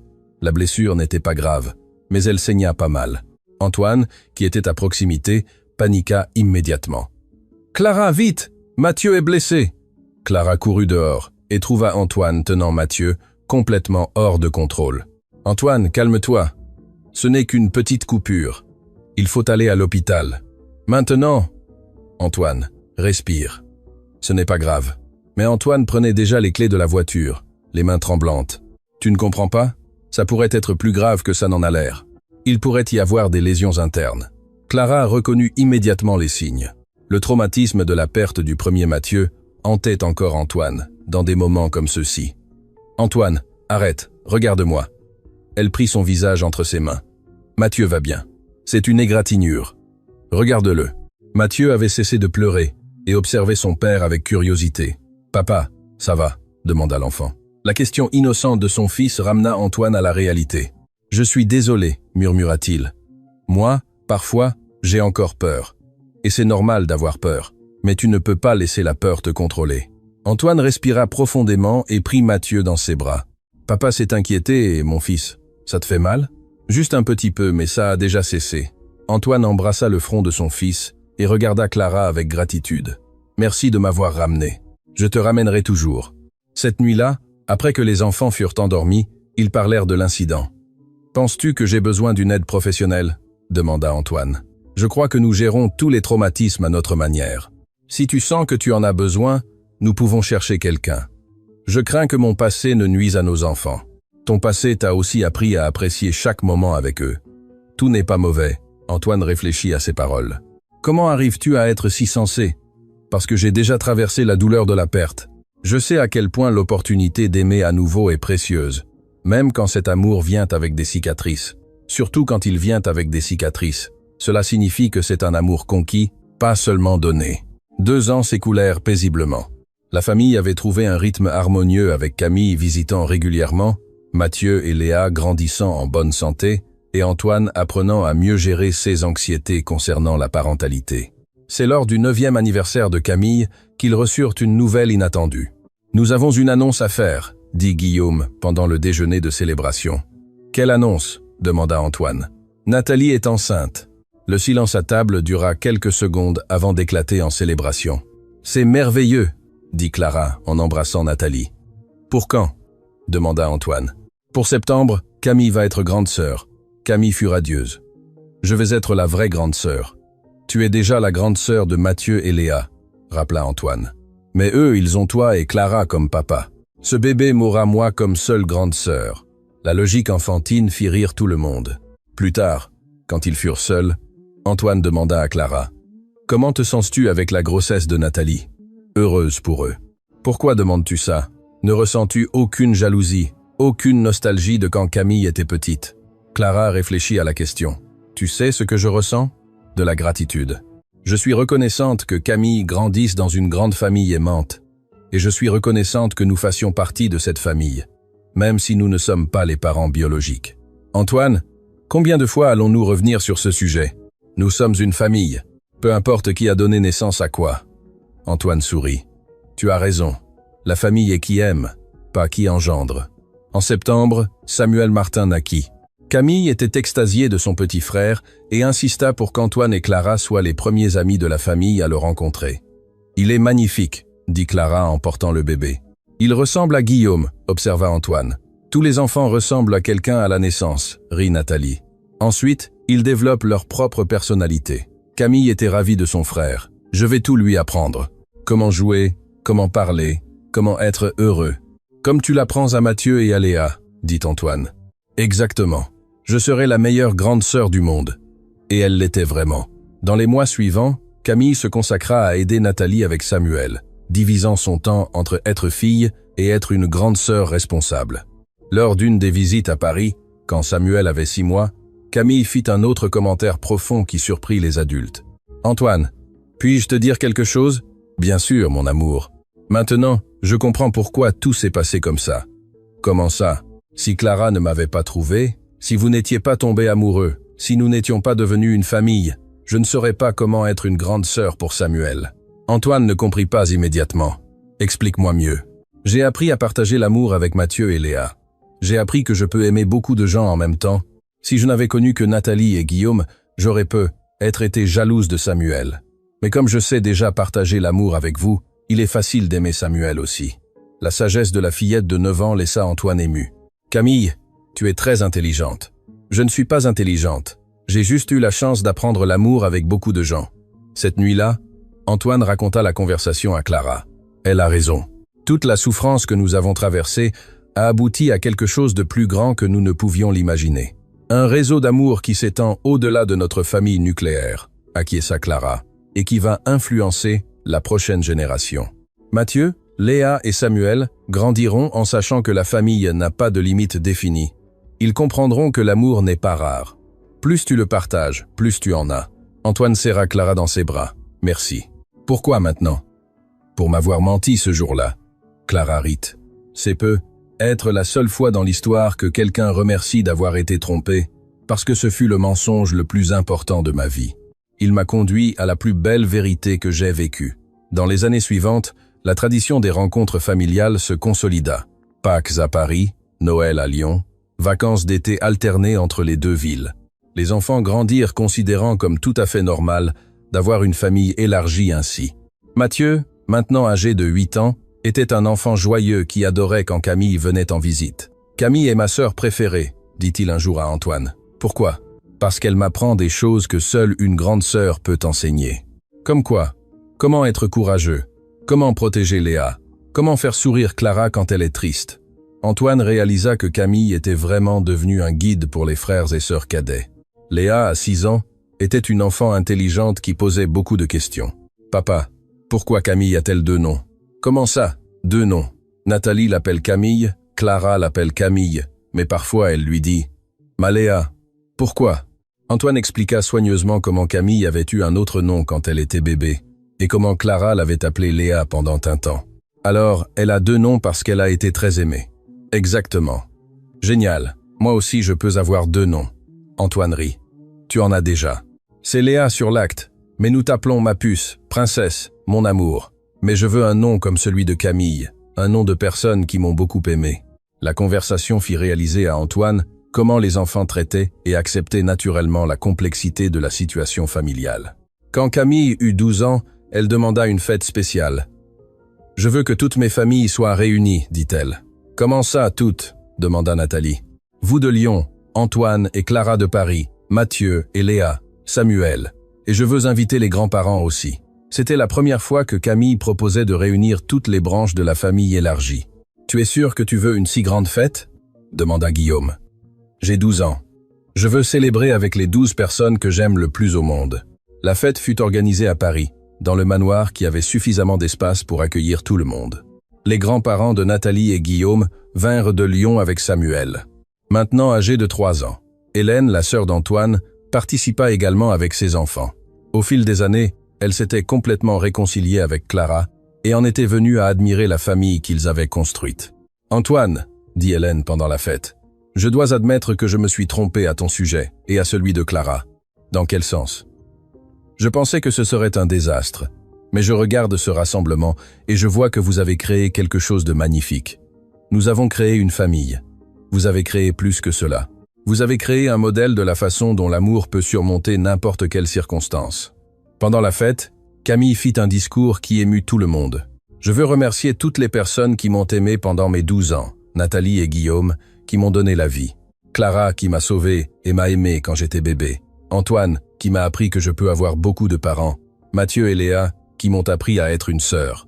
Samuel, qui m'apprend à être patient, et tous les grands-parents qui me gâtent toujours. Elle fit une pause. Certaines personnes disent que la famille compliquée est mauvaise, mais la famille compliquée d'amour est la meilleure chose au monde, car cela signifie que beaucoup de gens se soucient de vous. Les applaudissements furent longs et émus.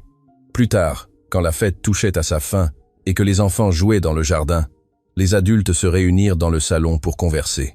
Ils se rendent compte à quel point les enfants gèrent naturellement toute cette situation, observa Nathalie. C'est parce que pour eux, ça n'a jamais été étrange, dit Clara. Ils ont grandi en sachant que l'amour n'a pas de format standard. Mathieu m'a demandé l'autre jour si c'était normal d'avoir des amis qui sont des frères qui vivent loin, raconta Antoine. Pour lui, ça fait juste partie de la vie. Guillaume s'adressa à Antoine et Clara. Nous ne vous avons jamais remercié correctement pour ce que vous avez fait pour Camille et pour nous. Nous n'avons rien fait d'extraordinaire, dit Antoine. Si, vous l'avez fait. Vous avez créé un environnement où Camille peut être aimée sans limite et vous nous avez appris que pardonner peut être plus fort que blâmer, ajouta Nathalie. Clara fut émue. Vous aussi, vous nous avez beaucoup appris. Vous nous avez appris que les vrais parents veulent le meilleur pour leurs enfants, même quand cela signifie partager l'amour. Et vous nous avez montré que la famille n'est pas une question de possession, mais de générosité, compléta Antoine. À ce moment, Camille entra en courant dans le salon. Vous parlez de choses sérieuses, demanda-t-elle. Nous parlions de la chance que nous avons, dit Guillaume. Pourquoi? D'avoir une famille si spéciale, répondit Nathalie. Camille sourit.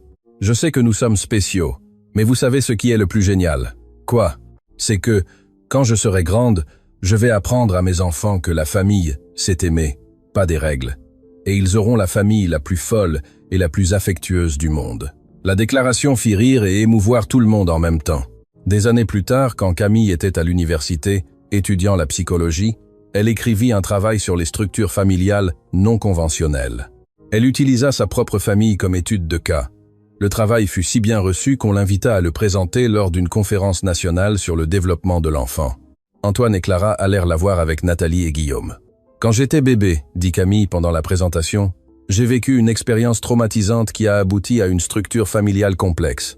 Mais ce que j'ai appris, c'est que les enfants s'adaptent à l'amour, pas aux conventions. » Elle montra des photos de la famille dans diverses configurations, fêtes d'anniversaire, voyages, remises de diplômes. Dans toutes ces images, nous voyons une petite fille, moi, complètement intégrée dans de multiples noyaux familiaux. Cela a été possible parce que les adultes ont choisi la coopération au lieu de la compétition, l'amour au lieu de la possession. Antoine ressentit une immense fierté en voyant Camille, maintenant une jeune adulte, utiliser son expérience pour aider d'autres familles. Ce que mon cas montre, c'est que la famille est un concept flexible. Ce qui n'est pas flexible, c'est le besoin d'amour, de sécurité et de cohérence émotionnelle. Après la présentation, une femme du public s'approcha de Camille. « Ma fille est dans une situation similaire à la vôtre. Comment puis-je être sûr que nous prenons les bonnes décisions ?» « La question n'est pas de savoir si vous prenez les bonnes décisions pour les adultes, répondit Camille. La question est de savoir si vous prenez les bonnes décisions pour l'enfant. Et la réponse à cela est toujours « choisissez l'amour, choisissez la générosité, choisissez la coopération ». Cette nuit-là, à l'hôtel, Antoine commenta avec Clara. Camille est devenue une avocate des familles non conventionnelles. Elle est devenue une avocate de l'amour sans limite. Crois-tu que nous avons tout bien fait? Regarde-la. Regarde Mathieu, regarde Léa, regarde Samuel. Tous les enfants qui ont été touchés par notre histoire sont heureux, en sécurité, aimés. Alors, nous l'avons bien fait. Nous avons fait plus que bien. Nous avons fait quelque chose d'extraordinaire. Quand Camille obtint son diplôme en psychologie, elle décida de se spécialiser en thérapie familiale. Sa thèse de maîtrise portait sur la résilience dans les structures familiales complexes. Le jour de la remise des diplômes, toute la famille était présente. 3 générations réunies pour célébrer le succès de la petite fille qui avait commencé sa vie dans une situation traumatisante et s'était transformée en une professionnelle dédiée à aider d'autres familles. Je veux dédier mon diplôme à toutes les personnes qui m'ont montré que la famille est un verbe, pas un nom, dit Camille dans le discours de remise des diplômes de la promotion. Et spécialement à deux personnes qui ont tout risqué par amour, Clara et Antoine. Antoine et Clara furent profondément émus. Après la cérémonie, Camille s'approcha d'eux. « Merci » dit-elle simplement. « Pourquoi » demanda Clara. « Pour m'avoir appris que des personnes imparfaites peuvent créer un amour parfait. »« Nous ne sommes pas parfaits » dit Antoine. « Non, mais l'amour que vous avez créé laisse. Et c'est ce qui compte. » À ce moment, Mathieu et Léa les rejoignirent, maintenant adolescents de 16 et 14 ans respectivement. « Camille, nous sommes fiers de toi » dit Mathieu. « Tu es notre sœur aînée préférée » ajouta Léa. « Je suis la seule sœur aînée que vous avez » rit Camille. « Exactement. Nous n'avons pas de base de comparaison. Mais tu serais la meilleure même si nous en avions une » plaisanta Mathieu. Nathalie, Guillaume et Samuel rejoignirent également le groupe. « Photo de famille » cria Samuel, maintenant âgé de 8 ans et toujours animé. Ils s'organisèrent pour la photo. Nathalie et Guillaume au centre, Antoine et Clara d'un côté, Camille au milieu des deux familles, Mathieu et Léa d'un côté, Samuel de l'autre. « Dites famille » cria le photographe. « Famille » répondirent tous à l'unisson, leur voix se mêlant dans une déclaration d'amour qui résonna à travers les années. La photo deviendrait l'un des trésors les plus précieux d'Antoine et Clara, une preuve visuelle que l'amour peut bel et bien conquérir toutes les circonstances. Des années plus tard, quand Mathieu et Léa étaient aussi à l'université et que Camille était déjà une psychologue établie, Antoine et Clara se retrouvèrent un matin tranquille, dans le manoir qui était de nouveau silencieux. « Te souviens-tu quand cette maison était silencieuse parce qu'elle était vide ?» demanda Antoine. « Je me souviens, et je me souviens à quel point tu détestais ce silence. Maintenant, elle est silencieuse, parce qu'elle est pleine de souvenirs. C'est un silence différent. C'est un silence de gratitude. » Antoine serra Clara dans ses bras. « Si tu pouvais revenir en arrière, changerais-tu quelque chose ? Je changerais le mensonge, mais je ne changerais rien d'autre. Même pas la souffrance. Surtout pas la souffrance. La souffrance nous a appris à valoriser ce que nous avons et ce que nous avons. Nous avons une famille impossible, qui est devenue inévitable. Nous avons des enfants qui nous ont appris que l'amour n'a pas de limite. Nous avons une histoire qui a commencé par des mensonges et est devenue la plus belle vérité que nous ayons vécue. » Antoine embrassa Clara. « Et nous nous avons l'un l'autre pour toujours. Pour toujours. » À ce moment, le téléphone sonna. C'était Camille. « Bonjour maman Clara. Bonjour mon amour. Comment vas-tu ? Très bien. Je t'appelle pour te raconter une nouvelle. » « Quelle nouvelle ? » « Je sors avec un garçon merveilleux et devine ce qu'il m'a demandé hier. »« Quoi ? Comment une personne peut-elle avoir autant de papas et de frères et sœurs et pourtant tout le monde s'entend bien ?» Clara rit. « Et qu'est-ce que tu lui as répondu ? » « Que quand tu construis une famille avec amour, il n'y a pas de limite au nombre de personnes qui peuvent y entrer. » Et il a compris. Il a compris et il a dit qu'il voulait rencontrer toute la famille folle. Ça va donner du travail de présenter tout le monde. Je l'ai déjà prévenu que ce sont beaucoup de personnes à retenir les noms à la première visite. Clara rit de bon cœur. Ramène-le le week-end prochain. Nous allons faire un repas de famille. Je préviens Nathalie et Guillaume aussi. Bien sûr, la famille, c'est la famille. Quand Clara raccrocha, Antoine demanda « Nouveau petit ami, nouveau petit ami » et apparemment, il va devoir passer le test de la famille géante. Pauvre de lui. S'il survit au premier repas, c'est qu'il est digne de notre Camille. Et s'il ne survit pas, alors il n'est pas assez homme pour comprendre que notre fille vient d'une famille de guerriers de l'amour. Antoine éclata de rire. Guerriers de l'amour. J'aime ça. C'est ce que nous sommes. Nous nous sommes battus pour l'amour quand tout le monde disait que c'était impossible. Et nous avons gagné. Nous avons gagné parce que nous ne nous sommes pas abandonnés les uns les autres. Même quand j'étais furieux contre toi, même quand j'ai menti, même quand tout le monde disait que c'était de la folie. Peut être parce que le meilleur type d'amour est un peu fou de toute façon. Antoine acquiesça en rapprochant Clara. Fou et beau comme notre famille, comme notre histoire, comme notre fin heureuse, qui n'est pas vraiment une fin parce que nous continuons à vivre. C'est vrai, nous avons encore des petits-enfants à connaître, des mariages à célébrer, plus d'années d'amour à vivre et plus de leçons à enseigner à nos enfants sur ce qu'est une vraie famille. Antoine regarda autour du salon, voyant les fantômes heureux de tous les souvenirs construits là. Clara, oui. Merci d'avoir menti ce jour-là. Merci de m'avoir pardonné. Merci de m'avoir appris que la famille n'est pas une question de perfection. Merci de m'avoir montré que l'amour est une question de décision quotidienne. Merci pour Léa Camille, notre fille de cœur. Merci pour Mathieu et Léa, nos enfants de sang. Merci pour notre famille impossible, qui est devenue inévitable. Ils s'embrassèrent, scellant une fois de plus l'amour qui avait commencé par un mensonge et s'était transformé en la plus belle vérité de leur vie. Dehors, le jardin qui avait autrefois été parfaitement entretenu et froid, montrait maintenant des signes d'années de jeu. Un arbre avec une balançoire, un portique qu'Antoine avait construit pour les enfants, des jouets oubliés ici et là.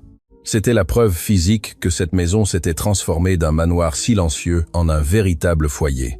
Et tandis qu'Antoine et Clara planifiaient la prochaine réunion de famille quelque part à Lyon, Camille racontait à son petit ami l'histoire de la famille la plus folle et la plus aimante du monde. À Paris, Mathieu étudiait l'ingénierie et Léa passait son examen d'admission en médecine, tous deux portant les leçons d'amour et de pardon qu'ils avaient apprises depuis leur plus jeune âge. Et dans chacune de ces vies, l'écho de ce matin d'il y a des années, quand une femme de ménage désespérée avait emmené sa fille cachée au travail, continuait de résonner, prouvant que parfois les moments les plus difficiles de la vie ne sont que le début des plus belles histoires. Fin de l'histoire. Dites-nous ce que vous avez pensé de cette histoire émouvante sur l'amour, le pardon et la vraie définition de la famille.